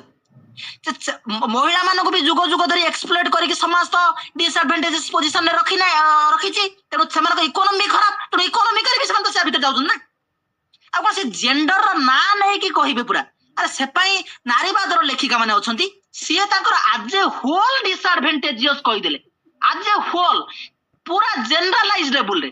ସେ ଡିସଆଡଭାଣ୍ଟେଜିୟସ୍ ଯିଏ ବି ହେଇଥାଉ, ଫିଜିକାଲି ଡିସଆଡଭାଣ୍ଟେଜିୟସ୍ ହେଇଥାଉ, सोशियली ହେଇଥାଉ, ଇକୋନୋମିକାଲି ହେଇଥାଉ, ଯୋଉ ବା ସାଇकोलॉजिकली ହେଇଥାଉ ଇତ୍ୟାଦି, ତାପରେ ଜଣା ପଡିବ ଜୀବନ ଭାଇ ଯଦି ଇମୋଶନାଲି ଡିସଆଡଭାଣ୍ଟେଜେସ୍ ପୋଜିସନରେ ଅଛି, ସେଇଟା କଣ ଷ୍ଟେଟ ଦେଖିପାରିବ କି? ଷ୍ଟେଟ ଦେଖିପାରିବ ନାହିଁ। ଯୋଉ ଯୋଉ ଯେତିକି କଥା ଆପଣ ଦେଖିପାରୁଛି। ତେଣୁ ପଏଣ୍ଟ ଇଜ, ତେଣୁ ଖରାପ କଥାଟା ହଉଛି ଏଇଆ, ଏତେ ଆଣ୍ଟି ଫେମିନିଷ୍ଟ ଲେଖା ମିଳୁଛି, ତାକୁ କ୍ରିଟିସାଇଜ ତମେ କରିବାକୁ ଛାଡିକି ତମେ ଆଜି ରୋଲ୍ସଙ୍କ ବିରୁଦ୍ଧରେ କହୁଛ ଯେ ସମାଜରେ ଗୋଟେ ଅସୁବିଧାରେ ଥିବା ଲୋକ ପାଇଁ ସମ୍ବେଦନଶୀଳ। ଆଉ କଣ ଲୋକ ମିଳିଲେ ନା ପକଉ ପକଉ ଖରାପ ଜାଗାରେ? ସେଟା ଦେଖ, ଗୋଟେ ଭଲ ଲୋକକୁ କ୍ରିଟିସାଇଜ କଲେ ତମେ ହିଁ ଡିସକ୍ରେଡିଟ ହବ, ଆଉ କାହାର କ୍ଷତି ହବନି। ତାର ଇଣ୍ଟେନସନ ବି ଖରାପ ନୁହେଁ ରୋଲ୍ସଙ୍କର କେବେ ବି। ଉଭୟଙ୍କ ପାଇଁ ଲିବର୍ଟିକୁ ଅଟକେଇକି ସେ ଇକ୍ୱାଲିଟି ପାଇଁ ଚେଷ୍ଟା କରିଛନ୍ତି। ମୁଁ କହିଲି ପ୍ରୋବ୍ଲେମେଟିକ ଆସ୍ପେକ୍ଟ ମଧ୍ୟ ଅଛି, କାରଣ ପ୍ରପର୍ଟି ଟିକେ ବାହାରେ ରହୁଛି, but these are highly philosophical issues, fundamental ଲେବୁଲରେ ତା ଉପରେ ଡିବେଟ ହବ। କିନ୍ତୁ ଆଜ ଏ ହୋଲ ଇଣ୍ଟେନସନ ରୋଲ୍ସଙ୍କର ଖରାପ ନୁହେଁ ଏଇ ଗ୍ରାଉଣ୍ଡରେ, ଯାହା ମୋ ମତ। କିନ୍ତୁ ଆପଣ ମାନେ ଭିନ୍ନ ମତ ହେଇପାରନ୍ତି। ମମତା ଦିଦି କୁହନ୍ତୁ। ନାଇଁ ଭାଇ, I completely agree with you. ଆଉ ଏଇଟା ବି ମୋର ଡାଉଟ ରହୁଥିଲା କି ଡିସଆଡଭାଣ୍ଟେଜ ସେକ୍ସନ କହିଲେ କଣ ବୁଝୁଛନ୍ତି ରୋଲ୍ସ, ଆଉ ଏବେ ତମେ ଯେଟା କହିଲ ସେଥିରେ ମୁଁ ପ୍ରପରଲି କ୍ଲିୟର ହେଇଗଲି। ଧନ୍ୟବାଦ। ସିଏ ତାଙ୍କର ଭଲ ଇଣ୍ଟେନସନରେ କହିଛନ୍ତି, ଏମାନେ ଆଗରୁ ସ୍କେପ୍ଟିକାଲ ହେଇ ବୁଲୁଛନ୍ତି। କଣ କହିଦେଲା? ଡିସଆଡଭାଣ୍ଟେଜେସ୍ କହିଦେଲା, ଜେଣ୍ଡର ଇକ୍ୱାଲିଟି କହିଲାନି, ଦେଖିବା ଏଇଆ କହିକି ବୁଲୁଛନ୍ତି ଅଧେ ଖଣ୍ଡା ଧରିକି ନାରୀବାଦର ଲେଖିକା। ବୁଝିପାରୁଛନ୍ତି ଲେଖକ ସମାଜ? ସିଏ କଣ ଲେଖିକି ଜିଭରେ ବି ମାନେ ଭଜି ହେଇକି ଲେଖି ଚାଲିବ ନାରୀ ମାନଙ୍କ ପ୍ରତି, ଇଏ ମାନଙ୍କ ପ୍ରତି, ତାପରେ ଏଇଟା ତମେ କହିଦବ। ଏବେ ପୁଣି ମାନେ ଥାର୍ଡ ଜେଣ୍ଡର ମାନେ କହିବେ ଆମ ବିଷୟରେ ତ କିଛି ଲେଖିନି। ଥାର୍ଡ ଜେଣ୍ଡର ବାଲା ଆସି କହିବେ ଆମ ମ୍ୟାରେଜ ଉପରେ ତ କିଛି କହିନାହିଁ। ଆରେ ସିଏ ଡିସଆଡଭାଣ୍ଟେଜେସ୍ ଆଜ ଏ ହୋଲ କହିଦେଲା, ତା ଭିତରେ ତ ସମସ୍ତେ ଯାଉଛନ୍ତି ନା, ଯିଏ ବି ଡିସଆଡଭାଣ୍ଟେଜେସ୍ ସିଏ ତା ଭିତରେ ଯାଉଛନ୍ତି। ତେଣୁ ଅଧିକ ସମୟ ହେଇଗଲା, ଭାବୁଛି ଆଶିଷ ବାବୁ ତାଙ୍କ ଉତ୍ତର ପାଇସାରିଥିବେ, ମମତା ଦିଦି ଉତ୍ତର ପାଇଯାଇଥିବେ। ମୁଁ ଏଇଥିପାଇଁ କହିଲି କାରଣ ରୋଲ୍ସ ଡେଲିବରେଟଲି ସେମିତି କିଛି କରିନାହାନ୍ତି। ଯାହା ହେଇଛି ଏ ସବୁ ମାନେ ଡେଲିବରେଟ ମିସ୍ ଇଣ୍ଟରପ୍ରିଟେସନ ବାଇ ଫେମିନିଷ୍ଟ। ଠିକ ଅଛି, ଥ୍ୟାଙ୍କ ୟୁ। ମୁଁ ଆଗକୁ ଯାଉଛି। କିନ୍ତୁ ରୋଲ୍ସଙ୍କର ଏଇ ଯୋଉ କଥା ୱେଲଫେୟାରିଜିମ ସହିତ ସହମତ ହେଇପାରିଲା ନାହିଁ ଆମେରିକାର ପ୍ରଫେସର ରବର୍ଟ ନୋଜି। ତାଙ୍କ ସ୍ନାୟୁରେ ନିଆଁ ଚରିଗଲା, ରାତି ରାତି ବୋଧେ ଶୋଇ ପାରିଲେ ନାହିଁ ନୋଜିକ ବାବୁ। କେମିତି ରୋଲ୍ସଙ୍କର ଏଇ ଥିଓରିକୁ ଖଣ୍ଡନ କରାଯାଇ ପାରିବ ସେଇ ପଛରେ ସେ ଲାଗିଗଲେ। ଏବଂ ତାଙ୍କର ସେଇ ପ୍ରସିଦ୍ଧ ୱାର୍କ ଷ୍ଟେଟ ଆନାର୍କି ୟୁଟୋପିଆ 1974 ବୋଧେ, ଟାଇମ ଦେଖିଦେବେ ଆପଣ, ସେଥିରେ ସେ ତାଙ୍କର ପ୍ରସିଦ୍ଧ କନସେପ୍ଟ ଏଣ୍ଟାଇଟଲମେଣ୍ଟ ଥିଓରି ଅଫ ଜଷ୍ଟିସ ସେଇଟା ଦେଲେ। ତାରି ମାଧ୍ୟମରେ ସେ ରୋଲ୍ସଙ୍କର ଏଇ ଯୋଉ ପର୍ସପେକ୍ଟିଭକୁ, ଫିଲୋସଫିକୁ କ୍ରିଟିସାଇଜ କଲେ, ୱେଲଫେୟାର ଏଗନେଷ୍ଟରେ ତାଙ୍କ ଭଏସ ରେଜ କଲେ। ଏମିତି ସେମିତି ଭଏସ ନୁହଁ, ଏକ୍ସଟ୍ରିମଲି ରାଡିକାଲ ଭଏସ। ଟ୍ୟାକ୍ସେସନ ବନ୍ଦ କର, ଫୋର୍ସ ଲେବର, ବେଠି ବେଗରି ଖଟଉଛ, ନିଜ ଶ୍ରମରେ ଯିଏ ପରିଶ୍ରମ କରି ନିଜେ କିଛି ଉପାର୍ଜନ କରିଛି ତା ପାଖରୁ ରାଷ୍ଟ୍ରର ନବାର କିଛି ଅଧିକାର ନାହିଁ ବୋଲି ନୋଜିକ ବାବୁ ପ୍ରଶ୍ନ ଉଠେଇଲେ, କହିଲେ। ଜଣେ ଯଦି ଜଷ୍ଟଲି କାମ କରିକି କିଛି ଆକ୍ୱାର କରୁଛି, କିଛି ଆକ୍ୱାର କରିଛି, ତାର ଶ୍ରମ ଦେଇକି କିଛି ଅର୍ଥ ଉପାର୍ଜନ କରିଛି, ତା ଧରୁ ନବାର ରାଷ୍ଟ୍ରର କୌଣସି ଅଧିକାର ନାହିଁ। ୱେଲଫେୟାର ନାଁରେ ରାସଲୀଳା କରୁଛ, ଏମିତି କହିକି ନଜିକ ବାବୁ ତାଙ୍କର ଗୀତିନାଟ୍ୟ ଷ୍ଟାଇଲରେ ତାଙ୍କର ମଞ୍ଚ ଉପରୁ ଭାଷଣ ଦବା ଆରମ୍ଭ କଲେ। ଯାତ୍ରା ଚଲେଇଛ ଏଠି ଯେ ତମେ ମନ ଇଚ୍ଛା ନେଇକି ଦେଇଦବ, ହବ ନା ବୋଲି ନଜିକ ବାବୁ ତାଙ୍କର ଉତ୍ତର ଦେଲେ। ଅନଜଷ୍ଟ ସେ କହିଲେ, ଏଇଟା ଜବରଦସ୍ତିଆ ତମେ ନଉଛ, ଫୋର୍ସ ଲେବର କରଉଛ। ଯଦି ଜଷ୍ଟଲି ଗୋଟେ ଲୋକ କିଛି ଉତ୍ପାଦନ କରିଛି, ଗଢିଛି, ତାକୁ ବିଲଙ୍ଗ କରୁଛି। କିନ୍ତୁ ଏଇ ଯୋଉ ଥିଓରି ସିଏ ଦେଲେ, এইটা ମୋ ମତରେ ଖାଲି ଅନରିଜନେବଲ ନୁହେଁ, completely immoral and inhumanistic. Unreasonable, inhumanistic, immoral according to me. ମୋ କହିବା କଥା ହଉଛି ନଜିକର ଥିଓରି ମୋ ମତରେ ଅନରିଜନେବଲ, ଅନଜଷ୍ଟ ଆଉ ଇମୋରାଲ। କେମିତି? ପ୍ରଥମ କଥା ହଉଛି ସେ ଭୁଲି ଗଲେ ଯେ ଯୁଗ ଯୁଗ ଧରି ଇନିକ୍ୱାଲିଟି ଏକ୍ଜିଷ୍ଟ କରୁଛି। ହଠାତ୍ କିନି ସେ ଯୋଉ ସମସ୍ତଙ୍କୁ ସମାନ ବୋଲି ରାତାରାତି ଧରି ଦଉଛନ୍ତି, ହିସାବ ତାପରେ ଅଙ୍କ ଖାତା ଧରି କଷୁଛନ୍ତି, ସେଇଟା ହଉଛି ଭୁଲ। ନଜିକ ବାବୁ ଯଦି ଗୋଟେ ଦିନ ମଜୁରିଆର ଘରେ ଜନ୍ମ ହେଇଥାନ୍ତେ, ବିହାରରେ ବନ୍ଧା ପଡିଥିବା ସେଇ ସ୍ତ୍ରୀ ଲୋକ ଯାହାକୁ ତା ସ୍ୱାମୀ ଓଡିଶାରୁ ଖୋଜୁଛି, ସେଇ ଘରେ ଜନ୍ମ ହେଇଥାନ୍ତେ, ନର୍ଦ୍ଦମା କୂଳରେ ଜନ୍ମ ହେଇଥାନ୍ତେ, ରୁଟି ଟିକେ ଖାଇବାକୁ ପାଇନଥାନ୍ତେ, ବଡ ବଡ କଥା ଜମା ଗପି ନଥାନ୍ତେ। ଇନିକ୍ୱାଲିଟି, ଇନଜଷ୍ଟିସ ଭରା ଏ ଦୁନିଆ। ହଠାତ୍ ତମେ ଭାବି ଦଉଛ ସବୁ ସମାନ, ଏବେଠୁ ରେସ୍ ହେଲା, ଯିଏ ଭଲରେ ଅଛି ଭଲ, ନହେଲେ ଷ୍ଟେଟ ପୁରା ଆଖି ବୁଝିଦବ, ଯିଏ ଖରାପରେ ଥାଉ। ନଜିକ ବସିକି ପଢଉଛନ୍ତି, ଆଉ ଗୋଟେ ଲୋକ ପ୍ରଫେସର ପଢଉଛି, ଦି ଜଣ ଛୁଟି ପାଇକି ଗଲେ, ବାଟରେ ଯାଉ ଯାଉ ଗୋଟେ ଲୋକର ଆକ୍ସିଡେଣ୍ଟ ହେଲା, ତା ଗୋଡ ଖରାପ ହେଇଗଲା। ତାହେଲେ ନଜିକ କଣ କହିବାକୁ ଚାହୁଁଛନ୍ତି କି ତାକୁ ମିଳିବା କିଛି ଉଚିତ ନୁହେଁ? ପଏଣ୍ଟ ଇଜ ଦ୍ୟାଟ, ଭାବନ୍ତୁ। ଆଉ ଜଷ୍ଟ ଯୋଉ ଟେକ୍ନିକାଲ ଟର୍ମ ସେ କହିଛନ୍ତି, ଯୋଉଟା କି ମୁଁ ତାଙ୍କୁ ପଢିଲା ବେଳେ ବୁଝେଇବି, ଏବେ ଆଜ ଏ ହୋଲ ଫିଲୋସଫିକାଲି ମୁଁ କହୁଛି। ଜଷ୍ଟ ବୋଲି କେମିତି ଜାଣିବ? ଧରିନିଅ ଯୋଉ ତମ ବାପାଙ୍କର 5 ମାଣ ଜମି ଅଛି ଗୋଟେ ଲୋକର, ସେ କହିଲା ମୁଁ ତ କାହାକୁ ଛଡେଇ ଆଣିନି, ମୁଁ ଏଇସା ଯାହା ଫସଲ କରି ଖାଇବି, ଆଉ ଗୋଟେ ଲୋକର କିଛି ନାହିଁ, ସେ ତାର କଲାନି, ତାର ଖାଇଲାନି, ଏମିତି କହିଦେଲା। ପଏଣ୍ଟ ଇଜ, ଏଇ 5 ଏକର ତମେ ଏକ୍ସପ୍ଲୋଏଟ କରିକି ବି ନ ଆଣିଥିବ ବୋଲି କିଏ ଜାଣିଛି? ତମେ ନ ଆଣିଥାଇପାର, ତମ ଜେଜେବାପା, ତା ଜେଜେବାପା, ତା ପୂର୍ବରୁ ଆସିଥାଇପାରେ, ଏବଂ ତା ପଢୁକୁ ପର ପିଢି ପିଢି ଆସିଥାଇପାରେ। ଆଉ ଏ ଦୁନିଆରେ ତମେ କେମିତି ହିସାବ ରଖିବ ସବୁ କଥା ଜଷ୍ଟଲି ହଉଛି ବୋଲି? କିଛି ତାର ସ୍କୋପ ନାହିଁ। ଇନଜଷ୍ଟିସ ରେ ଭରା ଏ ଦୁନିଆ, ଯୁଗ ଯୁଗରୁ ଇନିକ୍ୱାଲିଟି ପରସିଷ୍ଟ କରି ରହୁଛି। ଡେଫିନାଇଟଲି ତମେ କମେଇବା ପାଇଁ କହିପାରିଥାନ୍ତ, ୱେଲଫେୟାର ଯୋଉ ଭଳିଆ ହଉଛି ତାକୁ କମେଇ ଦିଅ। କମ୍ପ୍ଲିଟଲି ଯୋଉଟା ସେ କହିଲେ, ଏଇଟା ଇମୋରାଲ ହେଇଗଲା ମୋ ମତରେ। ପଏଣ୍ଟ ଇଜ, ପୁରା ସେନ୍ସିଟିଭିଟି ଶୂନ୍ୟ, ସମ୍ବେଦନଶୀଳତା ଶୂନ୍ୟ ଯୋଉଟା କୁହାଯିବ, ସେଇ ପ୍ରକାର ଲେଖୁନ। ଯେତିକି ମୁଁ ତାଙ୍କୁ ଆଜ ଏ ହୋଲ, ହୁଏତ ତାଙ୍କର ନିଜ ଲେଖା ଯେମିତି ଅନ୍ୟମାନଙ୍କର ନିଜ ଲେଖା ମୁଁ ନିଜେ ଗବେଷଣା କରିଛି, ବିଶ୍ଳେଷଣ କରିଛି, ହୁଏତ ସମୟ ଆସିଲେ ଯେତେବେଳେ ବିଶ୍ଳେଷଣ କରିବି, ଆଉ ତାଙ୍କର ହୁଏତ ନିଜେ କିଛି ଯଦି ରେକର୍ଡିଂ ଥିବ ତାଙ୍କୁ ଶୁଣିବା, ଯେମିତି ରଲ୍ସକୁ ମୁଁ ଶୁଣିଛି ବି, ଅନେକ ଡୋରକିନ୍କୁ ଅନ୍ୟମାନେ ଶୁଣିଛି, ସେମିତି ଶୁଣିବା, ଦେଖିବା ତାଙ୍କର ଇଣ୍ଟେନସନ କଣ। ଫିର ବି ଯୋଉଟା ସେ କହୁଛନ୍ତି ସତରେ ଭଲ ଦିଶୁନାହିଁ, ଭଲ ଲାଗୁନାହିଁ, ଶୁଣିଲା ବେଳକୁ ବି କେମିତିଆ ଲାଗୁଛି। ଥରେ ଭାବନ୍ତୁ, ମୁଁ ପ୍ରଥମେ ଆଗେ ଲିଗାଲ ଆସ୍ପେକ୍ଟ ଉଠେଇଲି, ତାପରେ ଯିବି ଫିଲୋସଫିକାଲ ଡିବେଟ କୁ। ଲିଗାଲ ହଉଛି ତମେ ଜାଣିବ କେମିତି? ହଠାତ୍ କିନ୍ତୁ ତମେ ଧରି ନଉଛ ଆଜି ସବୁ ସମାନ, ଏବେ ଯଦି ସିଏ ଲୋକ କାମ କଲା ଖାଇବ, ସିଏ କାମ ନ କଲା ଖାଇବ ନାହିଁ। କେମିତି କାମ କଲାନି ବୋଲି ସେ ଜାଣିଲ? ଯୁଗ ଯୁଗ ଧରି ତାର ମନସ୍ଥିତି ଖରାପ ଥାଇପାରେ, ତା ଘର ଲୋକଙ୍କର ଆର୍ଥିକ ଅବସ୍ଥା ଭଲ ନଥାଇପାରେ, ସାମାଜିକ ପ୍ରେସରରେ ସେ ଥାଇପାରେ, କିଛି ପ୍ରତି ଧ୍ୟାନ ଦବନି ସମାଜ, ଦେଶ, ରାଷ୍ଟ୍ର। କମ୍ପ୍ଲିଟଲି ସେ କହୁଛନ୍ତି ଯୋଉଟା ଟ୍ୟାକ୍ସ ରହିବନି, ୱେଲଫେୟାର ବୋଲି କିଛି ହବନି, এইটা দুর্ভাগ্যজনক। ଆଉ ମୁଁ ଡେଫିନାଇଟଲି ଜାଣିଛି ଯଦି ସେ ଦିନ ମଜୁରିଆର ଘରେ ଜନ୍ମ ହେଇଥାନ୍ତେ, ସତ କଥା କହୁଛି, କେବେ ବି ଏଇ କଥା ଲେଖି ପାରିନଥାନ୍ତେ। କିନ୍ତୁ ରଲ୍ସକୁ ଦେଖନ୍ତୁ, ରଲ୍ସ ତାଙ୍କର ଅଲଗା ଜାଗାରେ ମାନେ ଭେରି ଭଲ ସ୍ଥିତିରେ ଅଛନ୍ତି, ଫିର ବି ସେ ସମ୍ବେଦନଶୀଳ। କିନ୍ତୁ ତାଙ୍କର ଓଲଟା, ଯୋଉଠି ଅଛନ୍ତି ସେଇଟାକୁ ହିଁ ଜଷ୍ଟିଫାଏ କରୁଛନ୍ତି। ବଟ୍ କିନ୍ତୁ ତାଙ୍କର ଗୋଟିଏ କଥା, ସବୁ କଥା ଗୋଟେ ପରଫେକ୍ଟ कंडीशन भी थाए। आगुर भी हेराक्लाइटस को पढ़ला बेले अन्य मानक पढ़ला बेले आपण मानक कहिछि सेटा होछि एया जे गोटे लोक जदि बहुत श्रम करिकि गोटे जिनस गढ़ी प्रकृत ता रक्तरु गढ़ी सेठी डायरेक्टली ताठु छड़ेई नबार अधिकार स्टेट नाही। एटा भलो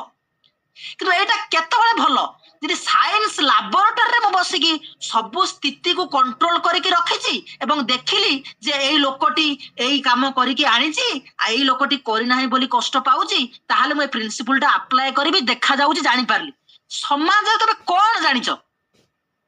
गोटे लोक कोन पई काम करनी कोन पई पढ़ी पारुनी कार आईक्यू खराब थिबो। ममता दीदी आईक्यू बहुत भलो ताकर परिश्रम मिसिला से ताकर एजेआरएफ पाइले आउ कोन पाइबे। आउ गोटे लोकर आईक्यू भलो नाही किंतु से सत्य पढ़ी कि जेआरएफ हेलानी नेट भी हेलानी से कौन करियो नोजिक सियाडू अछि कहबे ना ना ममता दीदी को सम्मान दियो भद्र करे तांकर प्रतिमूर्ति स्थापना कर पुष्पमाल्य अर्पण कर आ सी व्यक्ति आड़ को अनाओ ना सी तार 5 टंकिया बिस्कुट न खाई मरु इत्यादि इत्यादि काहेगी कोन ये केमि पुणी गोटे अति हाफाजार लेवल कथा एक्जिस्ट करुची देखंतु टंका पैसा दे सब मैटर करुची लोक आत्महत्या कर मरि जाउछन काई केते कथा ई दुनिया रे कॉम्प्लिकेटेड। तेणु दया क्षमा और संवेदनशीलता बोले जिनस किछि रहिबा दरकार। बेस लाइन रे मु कहून जे अपन जदी 100 टका रोजगार करछन अपन उठु 90 टका नै जाउ ना 10 टका निया जाउ 5 टका निया जाउ 7 टका 3 टका निया जाउ आपन सब देबाक तो केही कहूनी तुम सेही जो 5 टका 7 टका 3 टका 2 टका सेहीटा असुविधा थिबा लोक मानक पई खर्च करा जाउ। टेक्निकली मु कहली ये दुनिया जदी गोटे लैबोरेटरी भितर थांता मु सब को जज करिकी परिमाप करी देखि दउ थांती इनइक्वालिटी नाही एटुटा लेवल प्लेइंग फील्ड आरंभ होला जे दौड़िबो जे भलो काम करा से पाइबो नहले एमिति सेमिति नाही सोसाइटी इनइक्वालिटी एक्जिस्ट करूची जुग जुगरु इनजस्टिस एक्जिस्ट करूची जुग जुगर अपन जानिबे केमिति। तेणु जस्ट एक्वायर जस्ट ये सी एटा सुनिया को भल लागुची आज्ञा किंतु प्रकृति रे आपण किछि जानि परिबे नाही किछि जानि परिबे नाही। एबे मु आसुची एटा असली जे आमे जानि पारु नै कि जस्टली जण एक्वायर करिछि कि न करिछि कि कोन हेछि किछि जानि पारु त नाही किंतु एबे मु आसुची धरिनिया जाऊ लैबोरेटरी भितर भी परीक्षा करा जाऊ अर्थात आमे सब कथा जानिछे गोटे लोक परिश्रम करे तार करी 5000 टंका धरी से फेरुची भुवनेश्वर शहर रु फेरुची को शहर रु फेरुची मामल दीदी भुवनेश्वर रु बढ़िया आपन को वॉइस तो सब सीरियस आ कोन भल आ कोन खाइदिले आज आपण ना खाइ नादी खाइबाटा मने पड़नी मु एक्चुअली नजिंग को कथाटा भाबुथिली माने किछटा पॉइंट खाली ऐड करू मु खाइबा कथा भाबुथिली सेटा आपण कहि दउ आगे सेटा न कहि नजिंग पड़नी छडन तो हां हां ए इवनिंग रे से जो मुड़ी सहित सब मिक्स करी बारीपदार गोटे आइटम करती सेटा जाई कि बाहर खाइथिली आज्ञा तेणु लोकाल खाद्य आपण ग्रहण करछन तेणु आपण से खाइयाटा भूली जाउछंती एते कोन नजी कोन बेसी पसी गेला आपण ब्रेन भीतर ना कोन नै नै पसिले रे कोन सेटा एक्चुअली एई सब गोटे कथा होउची कि से जो कथाटा हमरो कहिसंती वर्तमान जदी हमें देखिबा गोटे हमरो डिबेट चालुची नॉर्मली गवर्नमेंट सर्वेंट माने कहउछंती आमे जो पैसाटा इनकम कलु सेटा सरकार देखि देला बोली हमरो टैक्सटा नै गेला किंतु जदी कॉर्पोरेट सेक्टर माने को देखिबा तांकर शेयर होल्डर तांको साही पड़िसा ठू आरंभ करी सब माने मो कहबा अर्थ कि से जति कि लीगल होल्डर रहिबा कथा से माने इलीगल होल्डर सब रखुचंती एथि पई ताकि तांको टैक्स देखा दिबो टैक्स नेबे हां ए तो टिक पर गला आपण ना ना रूम रे अछि तो टिके प्रॉब्लम होला माने मो सेटा हां सेटा मो कहूची कि से माने सब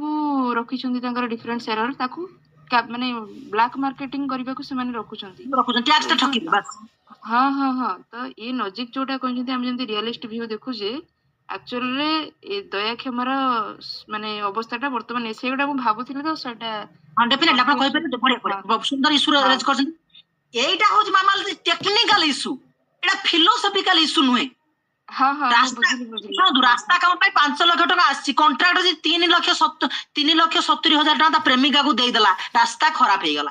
पॉइंट इज दैट 3 लाख 70 हजार टका खर्च करी त प्रेमिका को गोलाप फूल दे देला रास्ता गला भासी पाद पको पको आपण जिबे जोर जिबा कथा पॉइंट आपण कहया कथा हो जे एटा जो इशू एटा लॉजिक रूल्स कर डिबेट नु एटा हो जे गवर्नमेंट रो अपारग पणिया जे से लीगल फ्रेमवर्क गढ़ी पारुनी जहा द्वारा जने टैक्स फांकी दउची तेणु एठी डिबेट से नुहे टैक्स जदी निया जाउची वेलफेयर पाई एठी एया भी पड़नी केते निया हबो सेटा आपण ऊपर डिपेंड करे 10 देबे 5 देबे 2 देबे कि 1 देबे एटा सोसाइटी स्टेट डिसाइड करबो कि असुविधा आपण माने मिसी गवर्नमेंट पॉइंट होची जदी टीचर माने दउचंदी जदी मेडिकल डॉक्टर माने दउचंदी ताहाले सेही कॉर्पोरेट वाला मध्ये दियंतु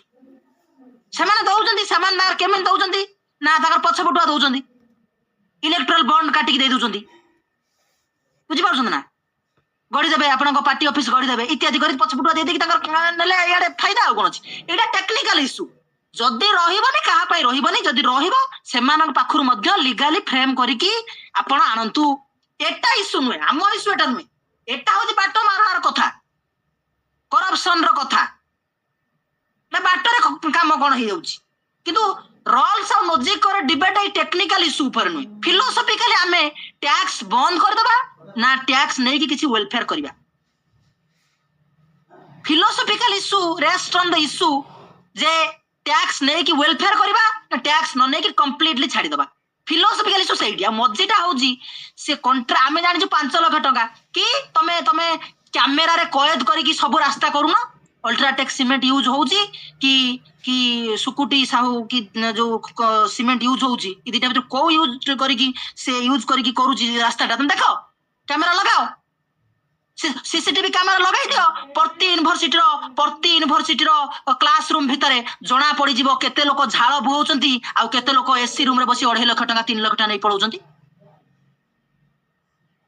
लगाई दियो सीसीटीवी लगाई दियो 2 दिन रे फैसला हो जीवो केते लोक साड़ी को पिनपान करी आसुचंती आ केते लोक कादुओ मादुओ हेई जंत्रणा रे थरुचंती सब साइज गोटे दिन रे लगाई दियो सीसीटीवी मोबाइल फोन जदी गेई टिके उठेई देई साइड रु नै गला वीडियो प्राइवेसी हमर हे गला लेंबू लुण ताको चकुड़ी देई तमे तेंतुली भात सहित खाई दियो बोली आपन को जुक्ति ऊपर आहो हम वीडियो नै गला रे पढिया पे आछो बा वीडियो न बनी कोन काम करिया लोक कोन ठकी दउची टिके काम करा बंद कर देबो मालिक मना करूची जे काहे तू इनदी काम करूना तमे माने ठकी दबो जो माने ठकुचन से कथा कहूची जो माने ठकु ना से मान कथा कहूनी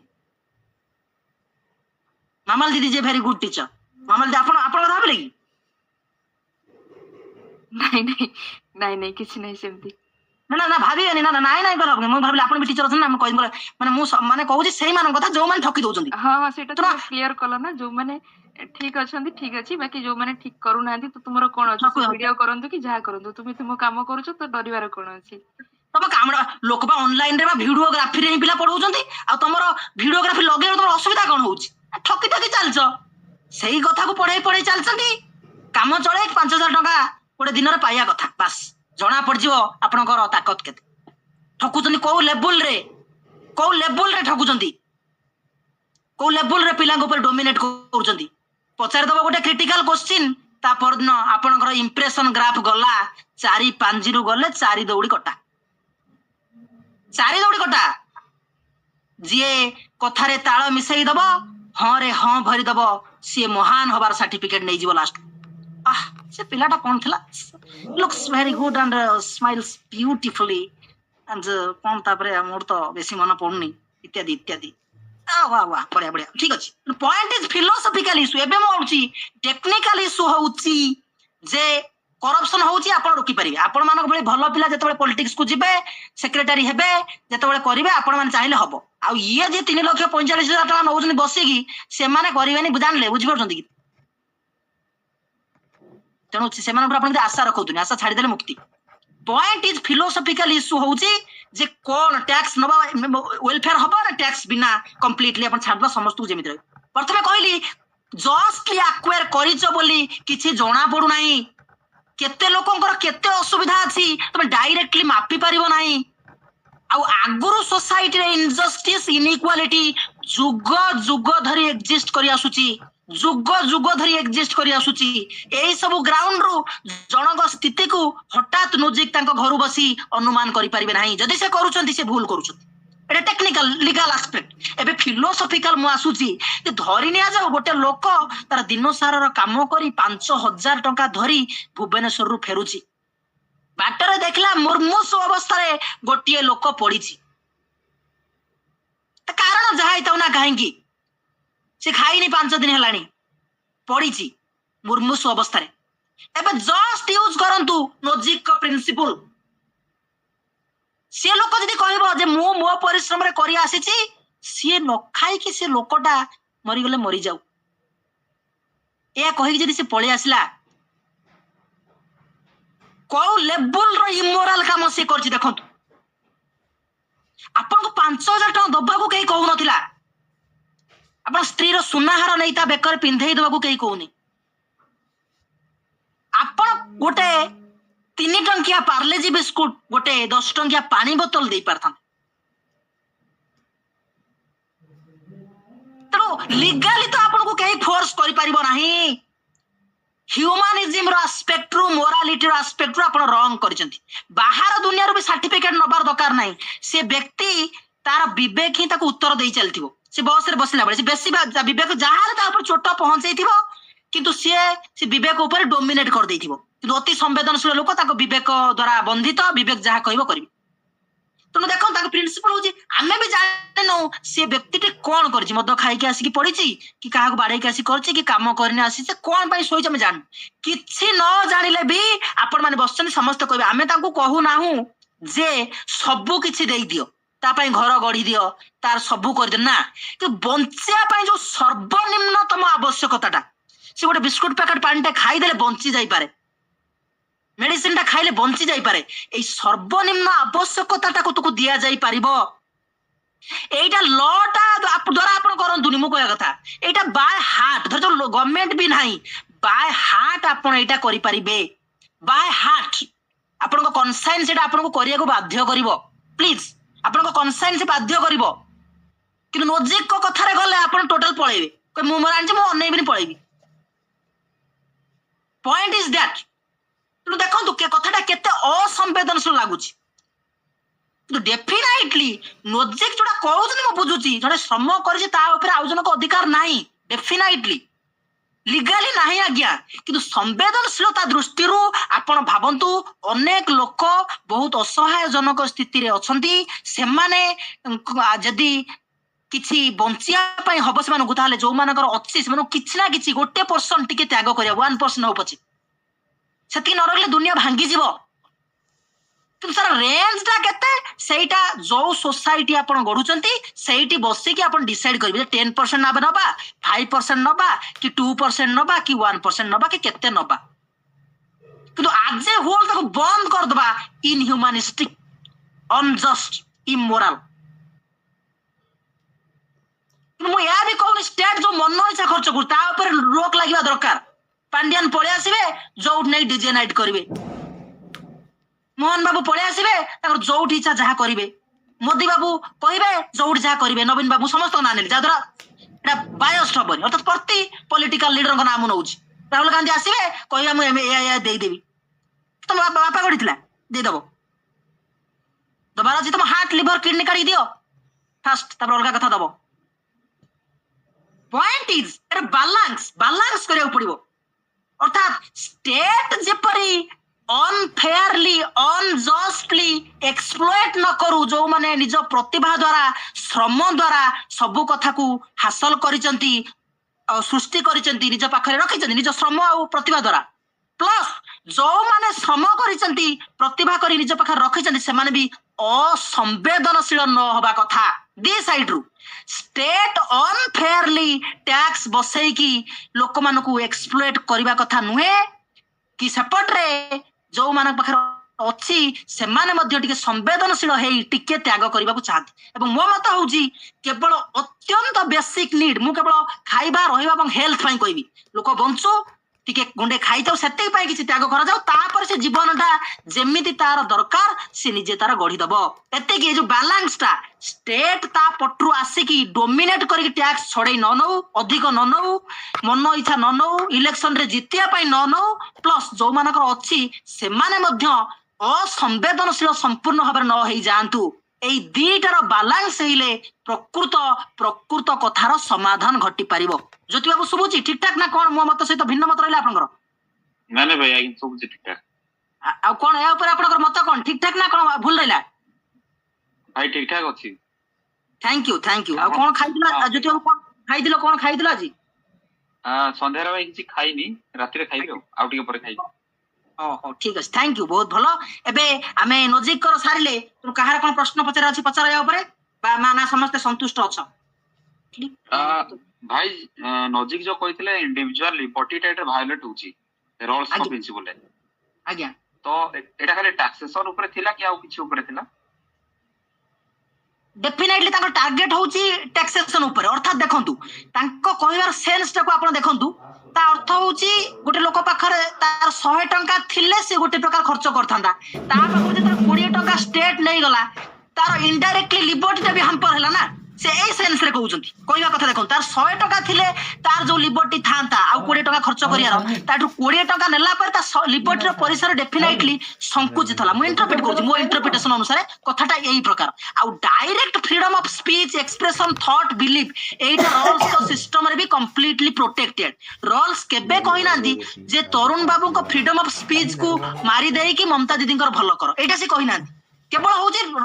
ପ୍ରପର୍ଟି ଯୋଉଟା ସେଇ ଗ୍ରାଉଣ୍ଡ ରେ ଟିକେ ତାଙ୍କୁ ଯଦି 10 ଟଙ୍କା 20 ଟଙ୍କା 5 ଟଙ୍କା 2 ଟଙ୍କା ସେଟା ଆପଣଙ୍କ ଉପରେ ଡିପେଣ୍ଡ କରିବ ସେଇଟା। କିନ୍ତୁ ସେଇଟା ହେଲା ବେଳକୁ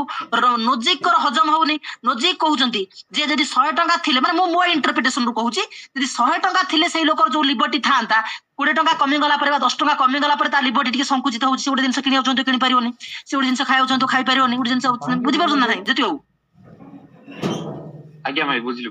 ହଁ, ତା ଲିବର୍ଟି ଇନଡାଇରେକ୍ଟଲି ତ ତା ଫ୍ରିଡମ ରେ ହ୍ୟାମ୍ପର ହଉନି, କିନ୍ତୁ ତାର ଲିବର୍ଟି ରେ ହ୍ୟାମ୍ପର ହଉଛି କେମିତି ନା ସେ ଚାହୁଁଥିବ ବହିଟା କିଣିବାକୁ, ଆଉ 20 ଟଙ୍କା ଥିଲେ ସେ କିଣିଥାନ୍ତା, ଆଉ ଟିକେ ଗୁପଚୁପ ଖାଇଥାନ୍ତା, ଟିକେ କମିଗଲା, ତେଣୁ ତାଙ୍କ ମନ ଟିକେ ଖଟା ହେଇଗଲା। କିନ୍ତୁ ପ୍ରକୃତରେ ସେ ଯୋଉ ତେନ୍ତୁଳି ଖଟାରେ ଖାଇଥିଲେ ବି ଖଟା ଲାଗିଥାନ୍ତା, ଏପଟରେ ସେ ନେଇଯିବା ଦ୍ୱାରା ବି ଖଟା ହେଇଗଲା, କିନ୍ତୁ ଖଟା ହେଲା ଜାଷ୍ଟ ଫାଇନାଲ। ଠିକ ଅଛି, ଥ୍ୟାଙ୍କ ୟୁ। ତେଣୁ ମୁଁ ଲାଷ୍ଟକୁ ନଉଛି, ଆପଣ ଏଇଠି ମୋର ଯୋଉ ମଝି ବ୍ରେକଟା ନିଏ ମାତ୍ର 2-3 ମିନିଟର 4 ମିନିଟର ବ୍ରେକଟା ମୁଁ ନଉଛି ଏବଂ ସଙ୍ଗେ ସଙ୍ଗେ ଆପଣଙ୍କ ଆଗରେ ହାଜିର ହଉଛି ଆମର ନେକ୍ସଟ ଅଳ୍ପ ସମୟରେ ହିଁ ସରିବ ଡର୍କିନ ମାଇକ୍ ଅଛି। ପଏଣ୍ଟ ଇଜ ଏବେ ଯେହେତୁ ରୋଲ୍ସଙ୍କର ସରିଛି, ମୁଁ ଡର୍କିନଙ୍କର କଥା କହିବାକୁ ଯାଉଛି। ସେ ଜଣେ ମୋଷ୍ଟ ଇନଫ୍ଲୁଏନ୍ସିଆଲ ଥିଓରିଷ୍ଟ, ଆପଣ ଜାଣିଥିବେ ରୋନାଲ୍ଡ ଡର୍କିନ। ତାଙ୍କର ଇକ୍ୱାଲିଟି ଉପରେ ତାହେଲେ ମତ କଣ? ସେ ଗୋଟେ ଅଦ୍ଭୁତ ଗୋଟେ ବଢିଆ କନସେପ୍ଟ ଦେଲେ, luck egalitarianism. Luck egalitarianism repeatedly UGC NET ରେ ପଢି ସାରିଛି। ରିପିଟେଡଲି ୟା ଉପରେ ଆପଣ କ୍ୱେଶ୍ଚିନ୍ ପାଇବେ। ଲକ୍ ଇଗାଲିଟାରିଆନିଜମ ଯୋଉଟା କି ରୋନାଲ୍ଡ ଡର୍କିନଙ୍କ ଦ୍ୱାରା ତାଙ୍କର ବହି ଦ ସୋଭରେନିଟି ଅଫ ଭର୍ଚ୍ୟୁଜ ଯୋଉଟା କି 2000 ମସିହାରେ ପ୍ରକାଶିତ ହେଇଥିଲା। ଲେଟ୍ ମି ରିପିଟ୍, ସୋଭରେନିଟି ଅଫ ଭର୍ଚ୍ୟୁ 2000 ରେ the theory and practice of equality ବୋଲି ସେଟା 2000 ମସିହାରେ ପ୍ରକାଶିତ ହେଇଥିଲା। ସେଇ ବହିରେ ସେ ତାଙ୍କର ଏଇ ଲକ୍ ଇଗାଲିଟାରିଆନିଜମ ଥିଓରିକୁ ଏକ୍ସପାଉଣ୍ଡ କରିଥିଲେ। କିନ୍ତୁ ଏହାର ବହୁ ପୂର୍ବରୁ 1981 ମସିହାରେ ସେ 2ଟା ଆର୍ଟିକିଲ ଲେଖିଥିଲେ। ସେଇ ଆର୍ଟିକିଲ ରେ ହିଁ ଲକ୍ ଇଗାଲିଟାରିଆନିଜମ କଥା ସେ ଡିସ୍କସ କରିସାରିଥିଲେ। ସେ 2ଟା ଆର୍ଟିକିଲ ର ନାଁ ଥିଲା what is equality part 1, the equality of welfare, part 2, the equality of resources. 2ଟା ଆର୍ଟିକଲ ଲେଖିଥିଲେ। ହ୍ୱାଟ ଇଜ ଇକ୍ୱାଲିଟି 2ଟାରେ କମନ। ପାର୍ଟ 1 ର ନାଁ ହଉଛି equality of welfare, second part ର ନାଁ ହଉଛି ଇକ୍ୱାଲିଟି ଅଫ ରିସୋର୍ସେସ୍। ଏଇ 2ଟା ବହିରେ କଣ ସେ କହିବାକୁ ଚାହୁଁନ୍ତି? ଲକ୍ 2ଟା ଆର୍ଟିକଲ ରେ ଯୋଉଟା କି later these 2 essays were compiled and extended, ଆଉ ସେଇଟା ହିଁ ହେଲା ସେ ବହି ଯୋଉଟା କି ସୋଭରେନିଟି ଅଫ ଭର୍ଚ୍ୟୁ 2000 ମସିହା। ଡର୍କିନଙ୍କ କହିବା କଥା ହଉଛି ଗୋଟେ ମଝି ପଥ ସେ ନେଲେ,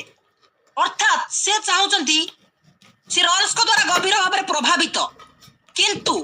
ସେ କହୁଛନ୍ତି ହୋଲ ଯୋଉ ଡିସଆଡଭାଣ୍ଟେଜିୟସ୍ ଲୋକମାନଙ୍କ ପାଇଁ ଯୋଉ ୱେଲଫେୟାର ଟା ରୋଲ୍ସ କହୁଛନ୍ତି, ସେ ସେଟାକୁ ଟିକେ ଚେଞ୍ଜ କରେଇଲେ, ବଦଳାଇ ଦେଲେ। ତାଙ୍କ କହିବା କଥା ହଉଛି 2 ପ୍ରକାର ଡିସଆଡଭାଣ୍ଟେଜିୟସ୍ ଲୋକ ଅଛନ୍ତି। ଗୋଟେ ହଉଛନ୍ତି ବ୍ୟାଡ ଲକ୍ ଦ୍ୱାରା ଆଫେକ୍ଟେଡ ହେଇକି, ଆଉ ଗୋଟେ ହଉଛି ଅପସନାଲ ଲକ୍ ଦ୍ୱାରା ଆଫେକ୍ଟେଡ ହେଇକି। ପ୍ଲିଜ ଦ୍ୱାରା ଆଫେକ୍ଟେଡ ହେଇକି ଆଉ ऑप्शनल लॉक द्वारा अफेक्टेड हेकी मो कथा भल से सुनुथिबे अजित भाई सबुची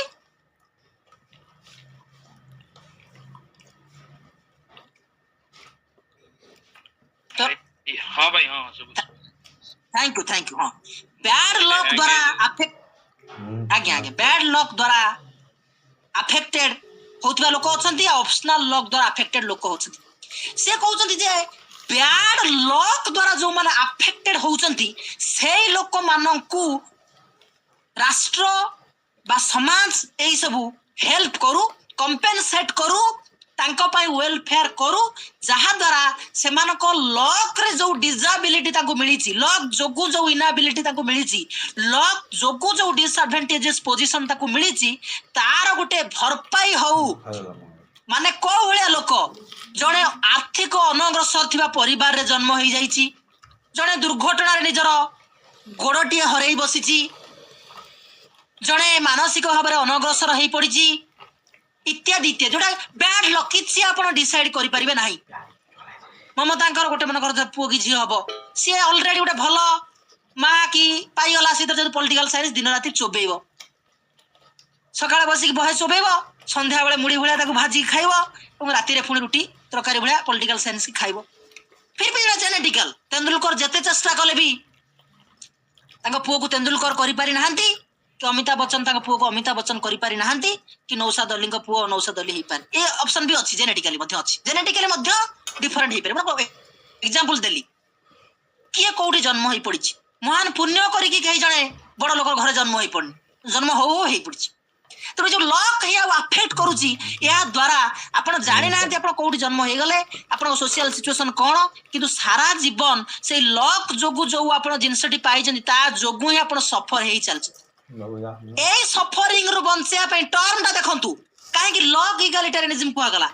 लॉक रे जो इनइक्वालिटी रहिछि सेइटा को दूर करी के समान करा जाउछि देखंतु मो इंटरप्रिटेशन कहूछि अवश्य आउ कि केमिति इंटरप्रेट करि पारे मो इंटरप्रिटेशन होछि लॉक रे ही इक्वालिटेरियन कर दियो अर्थात लॉक को आउ तो चेंज करी हबनी से सोसाइटी रे एग्जिस्ट कला बेले ताहार जहा जहा जहा जहा प्रॉब्लम अछि सेइटा को माने कंपेनसेट तमे करो कंपेनसेट करबा द्वारा तमे ताकू तार जो लॉक को इक्वालिटेरियन कर दबो त लॉक को समान कर दबो बुझी पाछन ना नहीं लॉक को समान कर दबो तो लॉक इक्वालिटेरियन तो गोटे लोकर जो आर्थिक स्थिति भलो नाही ताकू जदि आर्थिक आमे किछि सहायता दबा से सुदृढ़ हबो मानसिक स्तर जने भलो नाही ताकू भलो काउंसलिंग भलो औषध पत्र देले से भलो हबो इत्यादि इत्यादि ए सब कथा जे होल किंतु ऑप्शनल लॉक जोटा से कहिले सेही लॉक रे जो माने असुविधा रे पड़ी चंती बा असुविधाजनक स्थिति रे अछंती तांको हेल्प करबा को डोरकिन मना करूछथि डोरकिन मना करूछथि कोन से ऑप्शनल लॉक जणे मन करो जुआ खेली ता पैसा बर्बाद कर देला मद खाई की बर्बाद कर देला कि जीवन भाई भलिया कोन पागल मागल भलिया लोक हेगी सीधर बर्बाद कर देला तार निजे करिछि ता निजे भोगी तो ऑप्शनल लॉक को डोरकिन वेलफेयर स्कीम भितर आनिया को मना करूछथि जो माने जाने सुनी को निजको बर्बाद कर देले निजको असुविधाजनक स्थिति रे अछंती तांको कंपेनसेट न करा जाऊ बोले डोरकिन कहउछथि आ डोरकिन ए कहउछथि जे रोल्स केवल जो डिसएडवांटेजेस कहि देले ता भितर से कैटेगराइज करनांती तेनु से कैटेगराइज कर देले ते दे प्रकार से रोल्स का सहित एकमत अधिकांश जना पडुछि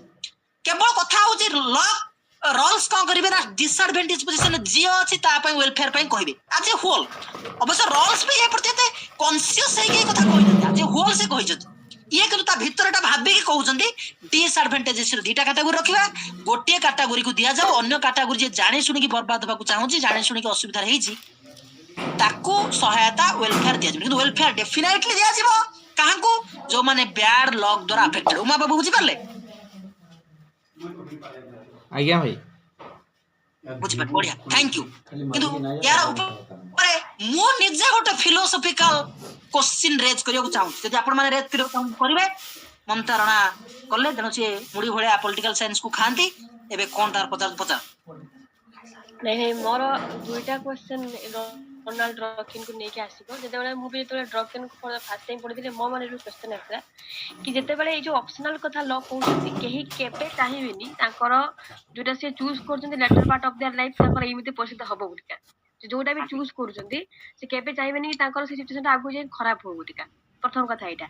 ତ ଯଦି ବି ଅପସନାଲ ଲକ୍ ଯଦି ତାଙ୍କର ବ୍ୟାଡ୍ ହଉଛି ସେ ଯାହା ଚୁଜ କରୁଛନ୍ତି ସେଇଥିରେ ତାଙ୍କୁ ଗୋଟେ ଅନଏକ୍ସପେକ୍ଟେଡ ଏଣ୍ଡିଙ୍ଗ ହଉଛି ତାଙ୍କ ଲାଇଫ ରେ। ତ ଲେଟର ପାର୍ଟରେ ସେମାନେ ଏଇଟା କାହିଁ କରୁଛନ୍ତି ତାଙ୍କୁ ରିଏଲାଇଜେସନ ନାହିଁ କନସିକ୍ୱେନ୍ସେସ୍ କଣ ହବାକୁ ଯାଉଛି ଆଜ୍ଞା ନା। ତ without proper information they are taking a kind of decision. ତ ମେ ବି ମତେ ଲାଗୁଛି ଯଦି ମାନେ ସମସ୍ତଙ୍କୁ ନାହିଁ ଯେମିତି ଆପଣ କହିଲେ ଜୁଆ କଥା କହିଦେଲେ ମାନେ ସପୋଜ ମୁଁ ଗୋଟେ ଏକ୍ଜାମ୍ପଲ ଦେବି ସରୋଗେଟ ମଦର ସିଏ ଗୋଟେ ଚୁଜ କରିଦେଲା ଯେ ମୁଁ ସରୋଗେଟ ମଦର ହେବି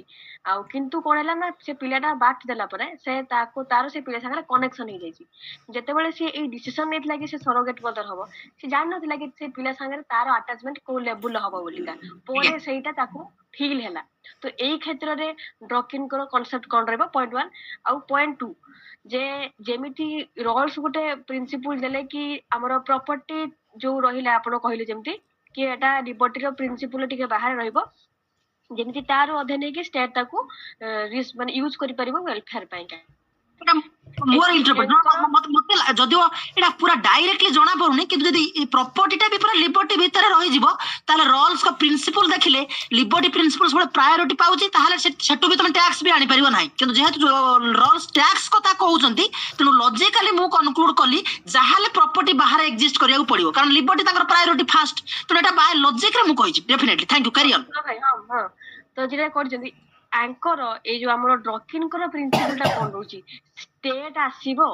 ନା ଯେମିତି ତାଙ୍କର ମୁଁ ଯେତିକି ପଢିଲି ଗୋଟେ ଇନ୍ସୁରାନ୍ସ ଭଳିଆ କନସେପ୍ଟ ସେ ଦଉଛନ୍ତି କି ସେଇଟା ତାଙ୍କର କେମିତି ସେଇଟାକୁ ସେ କେମିତି ଏନସିଓର କରୁଛନ୍ତି ଯୋଉମାନେ ବି ବ୍ୟାଡ ଲକ୍ ଦ୍ୱାରା ଆଫେକ୍ଟେଡ ହଉଛନ୍ତି ସେଟା ଷ୍ଟେଟ ଟ୍ୟାକ୍ସ ଲଗେଇକି ତାଙ୍କୁ କମ୍ପେନସେଟ କରିବ ନା ତାର ଅଲଗା କିଛି ମାନେ ମାନେ ଇଏ ରହୁଛି ସିଷ୍ଟମ ରହୁଛି according to Dworkin. Thank you. ପ୍ରଥମ କଥା ହଉଛି ନର୍ମାଲି ତ ସବୁବେଳେ ଗଭର୍ଣ୍ଣମେଣ୍ଟ ହିଁ ଯେତେବେଳେ ଗୋଟେ ୱେଲଫେୟାର ସ୍କିମ୍ ହୁଏ ଗଭର୍ଣ୍ଣମେଣ୍ଟ ହିଁ କରେ। ଯଦି ଡୋରକିନ୍ ତାଙ୍କର ଆଉ ଗୋଟେ ସେପାରେଟଲି କଣ ତାଙ୍କର ଦବାକୁ ଚାହୁଁଛି ଯୋଉଟା ତମେ କହିଲ ସେ ପ୍ରତି ମୁଁ ସଚେତନ ନୁହେଁ ଯେହେତୁ ଡୋରକିନ୍ଙ୍କ କେବଳ ଇକ୍ୱାଲିଟି ଉପରେ ହିଁ ମୋର କନସର୍ନ ଥିଲା ଯେ ଇକ୍ୱାଲିଟିଟାକୁ ହିଁ ଆମେ ଜଜ୍ କରୁଛେ ତେଣୁ ଡୋରକିନ୍ କୋଉ ଭଳି ଭାବରେ ତାଙ୍କର ୱେଲଫେୟାର ସ୍କିମ୍କୁ ଏକ୍ଜିକ୍ୟୁଟ କରିବେ ଇନ୍ସୁରାନ୍ସ ମାଧ୍ୟମରେ କି ଗଭର୍ଣ୍ଣମେଣ୍ଟ ମାଧ୍ୟମରେ ସେଇ ବାବଦରେ ମୁଁ ସଚେତନ ନୁହେଁ ଅର୍ଥାତ୍ ମୁଁ ସେଇ ଉପରେ ଇନକ୍ୱାରି କରିବାକୁ ଇନଭେଷ୍ଟିଗେଟ୍ କରିବା ପାଇଁ ଚେଷ୍ଟା କରିନାହିଁ ଯେହେତୁ ମୋର ପ୍ରାଇମେରୀ ଆଉ ସେଣ୍ଟ୍ରାଲ ଫୋକସ୍ ଆଜିର ଲେକ୍ଚରିଂ ପାଇଁ ଥିଲା ଇକ୍ୱାଲିଟି ଉପରେ ତାଙ୍କର ମତ କଣ ଇକ୍ୱାଲିଟି ଉପରେ ତାଙ୍କ ଫିଲୋସଫିକାଲ ପର୍ସପେକ୍ଟିଭ କଣ ଇକ୍ୱାଲିଟି ଉପରେ ତାଙ୍କର ଫିଲୋସଫି କଣ ତେଣୁ ମୁଁ ତାରି ଉପରେ ଆଜି ଫୋକସ୍ କରିଛି ସବୁ ଫେମସ୍ ଥିଙ୍କର ମାନଙ୍କର ପଲିଟିକାଲ ଥିଓରିରେ ଯୋଉମାନେ ଅଛନ୍ତି ପଲିଟିକାଲ ଫିଲୋସଫିରେ ତେଣୁ ତମେ ଯଦି ସେଇଟା କହିବାକୁ ଚାହୁଁଛ ଡେଫିନାଇଟଲି ମୁଁ ତାଙ୍କର ସେଇ ଯୋଉ କଣ ସେ କହିବାକୁ ଚାହୁଁଛନ୍ତି କେମିତି ୱେଲଫେୟାରଟା ଦେବେ ସିଏ ଯୋଉଟା କହୁଛନ୍ତି ସେଟାକୁ ମୁଁ ଭଲ ଭାବରେ ଅନୁଧ୍ୟାନ କରିବି ଗବେଷଣା କରିବି ତାପରେ ତମକୁ ତମ ମତ ଜଣେଇଦେବି ମମତା ଦିଦି। ହଁ ଭାଇ ମୁଁ ବୁଝିଗଲି ଭାଇ ଏଇ ଅପସନ ଲକ୍ ଟା ଟିକେ କହିବେ ହଁ optional thank you option lock ଟା ସିଏ ତାଙ୍କର ତ ମୂଳରୁ ମନା କରି ଦେଇଛନ୍ତି ପଏଣ୍ଟ ଇଜ ଦ୍ୟାଟ୍ କିନ୍ତୁ ମୁଁ ବି ସେଇ କଥା କହିଲି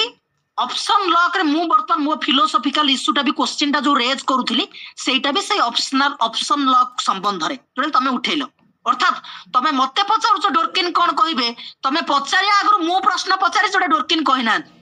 ବୁଝିପାରୁଛ ନା ଡୋରକିନ୍ ତ କହୁନାହାନ୍ତି ମୁଁ ତାକୁ ଆଉ ସେ ବାବଦରେ କଣ ପଚାରିବି ପଏଣ୍ଟ ଇଜ ଦ୍ୟାଟ୍ କିନ୍ତୁ କ୍ୱେଶ୍ଚିନ୍ ଟା ଆମେ ଡିସ୍କସ୍ କରିପାରିବା ଆମେ ଆନାଲାଇଜ କରିକି ଇଣ୍ଟରପ୍ରିଟ କରିପାରିବା ପ୍ରଶ୍ନ ଆମର ଡୋରକିନ୍ ଆଉ ଆମ ପାଖରେ ନାହାନ୍ତି ସିଏ ସାର ଉତ୍ତର ଦେବେ କିନ୍ତୁ ଡୋରକିନ୍ ତାଙ୍କର ଅପସନ ଲକ୍ କୁ ହିଁ ୱେଲଫେୟାର ଭିତରୁ ବାଦ ଦଉଛନ୍ତି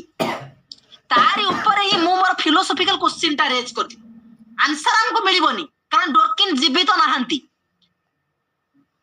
ବୋଧହୁଏ ମୁଁ ଜାଣିବାରେ ଡୋରକିନ୍ଙ୍କର ମୃତ୍ୟୁ ବୋଧେ ହେଇସାରିଛି ନା କଣ କିଏ ପିଲା କହିବ ଡୋରକିନ୍ଙ୍କ ଡେଥ୍ ହଁ ଆଶିଷ କହୁଛନ୍ତି ଡୋରକିନ୍ଙ୍କ ଡେଥ୍ ହେଇଛି ଥ୍ୟାଙ୍କ ୟୁ ହଁ ଡେଥ୍ ହେଇସାରିଛି ଶେଷ ସମୟରେ ବୋଧେ ତାଙ୍କ ମୁହଁ ଆଡେ ଟିକେ ଅସୁବିଧା ହଉଥିଲା ସେ ଭଲସେ କହିପାରୁନଥିଲେ ତଥାପି ସେସନ ଫେସନ ଗୁଡା ନଉଥିଲେ ଟିକେ ଟିକେ ବଙ୍କି ଯାଇଥିଲା ତାଙ୍କ ମୁହଁଟା ଆଉ ସେ ତଥାପି ତା ଭିତରେ ବି କହୁଥିଲେ ସବୁ ତାଙ୍କର ବୋଧେ ଡେଥ୍ ହେଇସାରିଛି ତ ଡୋରକିନ୍ ନାହାନ୍ତି ମୋର ସେ ବି ଫିଲୋସଫିକାଲ ତମେ ଯାକୁ ପର୍ଟିକୁଲାର ଏକ୍ଜାମ୍ପଲ ଦେଲା ମୁଁ ବି ଗୋଟେ ପର୍ଟିକୁଲାର ଏକ୍ଜାମ୍ପଲରେ ସେଇଭଳିଆ ଗୋଟେ କ୍ୱେଶ୍ଚିନ୍ ହିଁ ରେଜ୍ କରୁଛି ଡୋରକିନ୍ଙ୍କର ଅପସନ ଲକ୍ ଉପରେ ଅପସନ ଟା କେମିତି ଆପଣ ଜାଣିବେ ଧରି ନିଆଯାଉ ଦିଟା ସମାନ କାଟାଗୋରୀର ପିଲା ତାଙ୍କର ଅର୍ଥନୈତିକ ସ୍ଥିତି ସମାନ ଅଛି ପୁରା ସମାନ ଅଛି सोशल कंडीशन भी धरी दिए समान अच्छी समान जगह पढ़ी समान जगह बढ़ी समान घरे धर दी भाई से एग्जांपल दी सांग पूरा एका एटमॉस्फियर एका सोशल कंडीशन एका इकोनॉमिकल कंडीशन दी जन गोटे परीक्षा पाई प्रस्तुत कले कॉम्पिटिटिव एग्जाम पाई ये ए जति परिश्रम कला बी मध्य धरा जाऊ सेते परिश्रम करिछि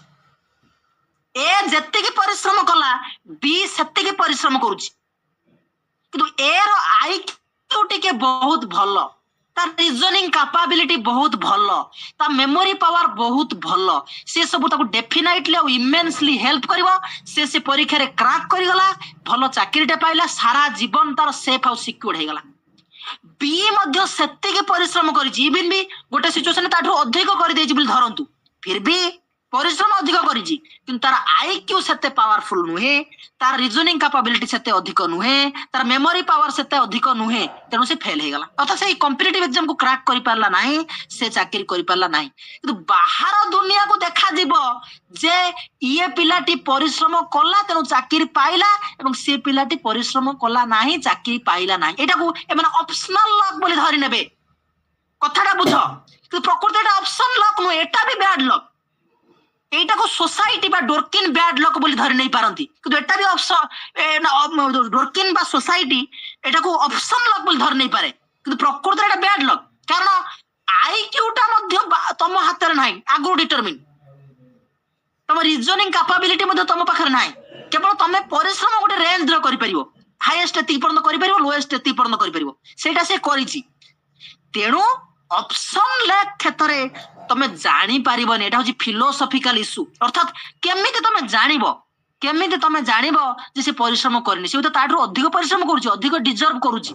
किंतु तार जेहेतु आईक्यू आ अलगा कथा एते स्ट्रांग नुहे से पाई पार ना एठी जदी समाज संपूर्ण भाबरे उदासीन होई जिवो ताहाले मध्य कथा न्यायपूर्ण हबो नाही तेणु मोर व्यक्तिगत मत डोरकिन बाबू तो नाहांती मु केवल मो मतरु कहबी जे या कहले भलो हबो सेटा होची बैड लक को तमे कंप्लीटली जोटा तम आखी को भी देखा जाउची वेलफेयर दबा कथा परफेक्टली वेलफेयर दियो किंतु ऑप्शन लक वाला को पाई मध्य अनेक समय रे तमे एक्सेप्शनल एग्जेम्पशन दियो कैटेगरी रे जोठी डिजर्व करूचंती से मानकु दबा को पड़िबो जो माने डिजर्व करबा को चाहूचंती से मानकु तमे दियो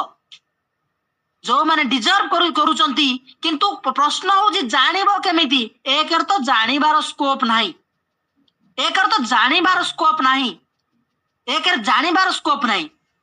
जानी होउनी कि ऑप्शन लॉक रे कि बैड लॉक रे तो एटा जानिबार असुविधा फिर भी मु कहूची जानी पारो कि न पारो तमे जेपरी बैड लक वाला प्रति संपूर्ण संवेदनशील होउछो ऑप्शन लक वाला पई संपूर्ण संवेदनशील नहले मध्य आंशिक भावरे संवेदनशील हुओ अर्थात जो पिलाटी चाकरी कला तार चाकरी करके भलर थाउ तार स्त्री पिला धरि की सुंदर सुखर संसार करू हमर किछि कहयार नाही किंतु ए ऑप्शन लक बोली तमे जहा को कहउछो मु जाउ कुछ बैड लक बोली भी कहि देबी सेटा जे से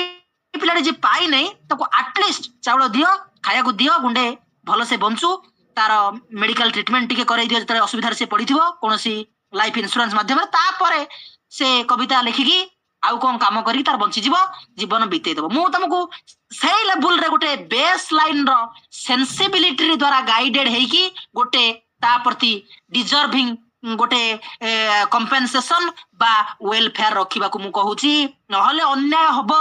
तमे जो माने बैड लक अछन ताको सब दियो सब जते प्रकार एट बेस्ट वेलफेयर स्कीम अछि तमर दियो एमान को सही लेवल रे न देले मध्य ऑप्शन लक बालंग पई एक्सेप्शनल सिचुएशन रे आपण माने एग्जेम्पशन रखंतु एठी ताले डोरकिन कर दृष्टिकोण को मु मो अर्थ रखले अर्थ डोरकिन नाहंती कोन हेले कथाटा भलो हबो बोली मु कहिची ममता दीदी बस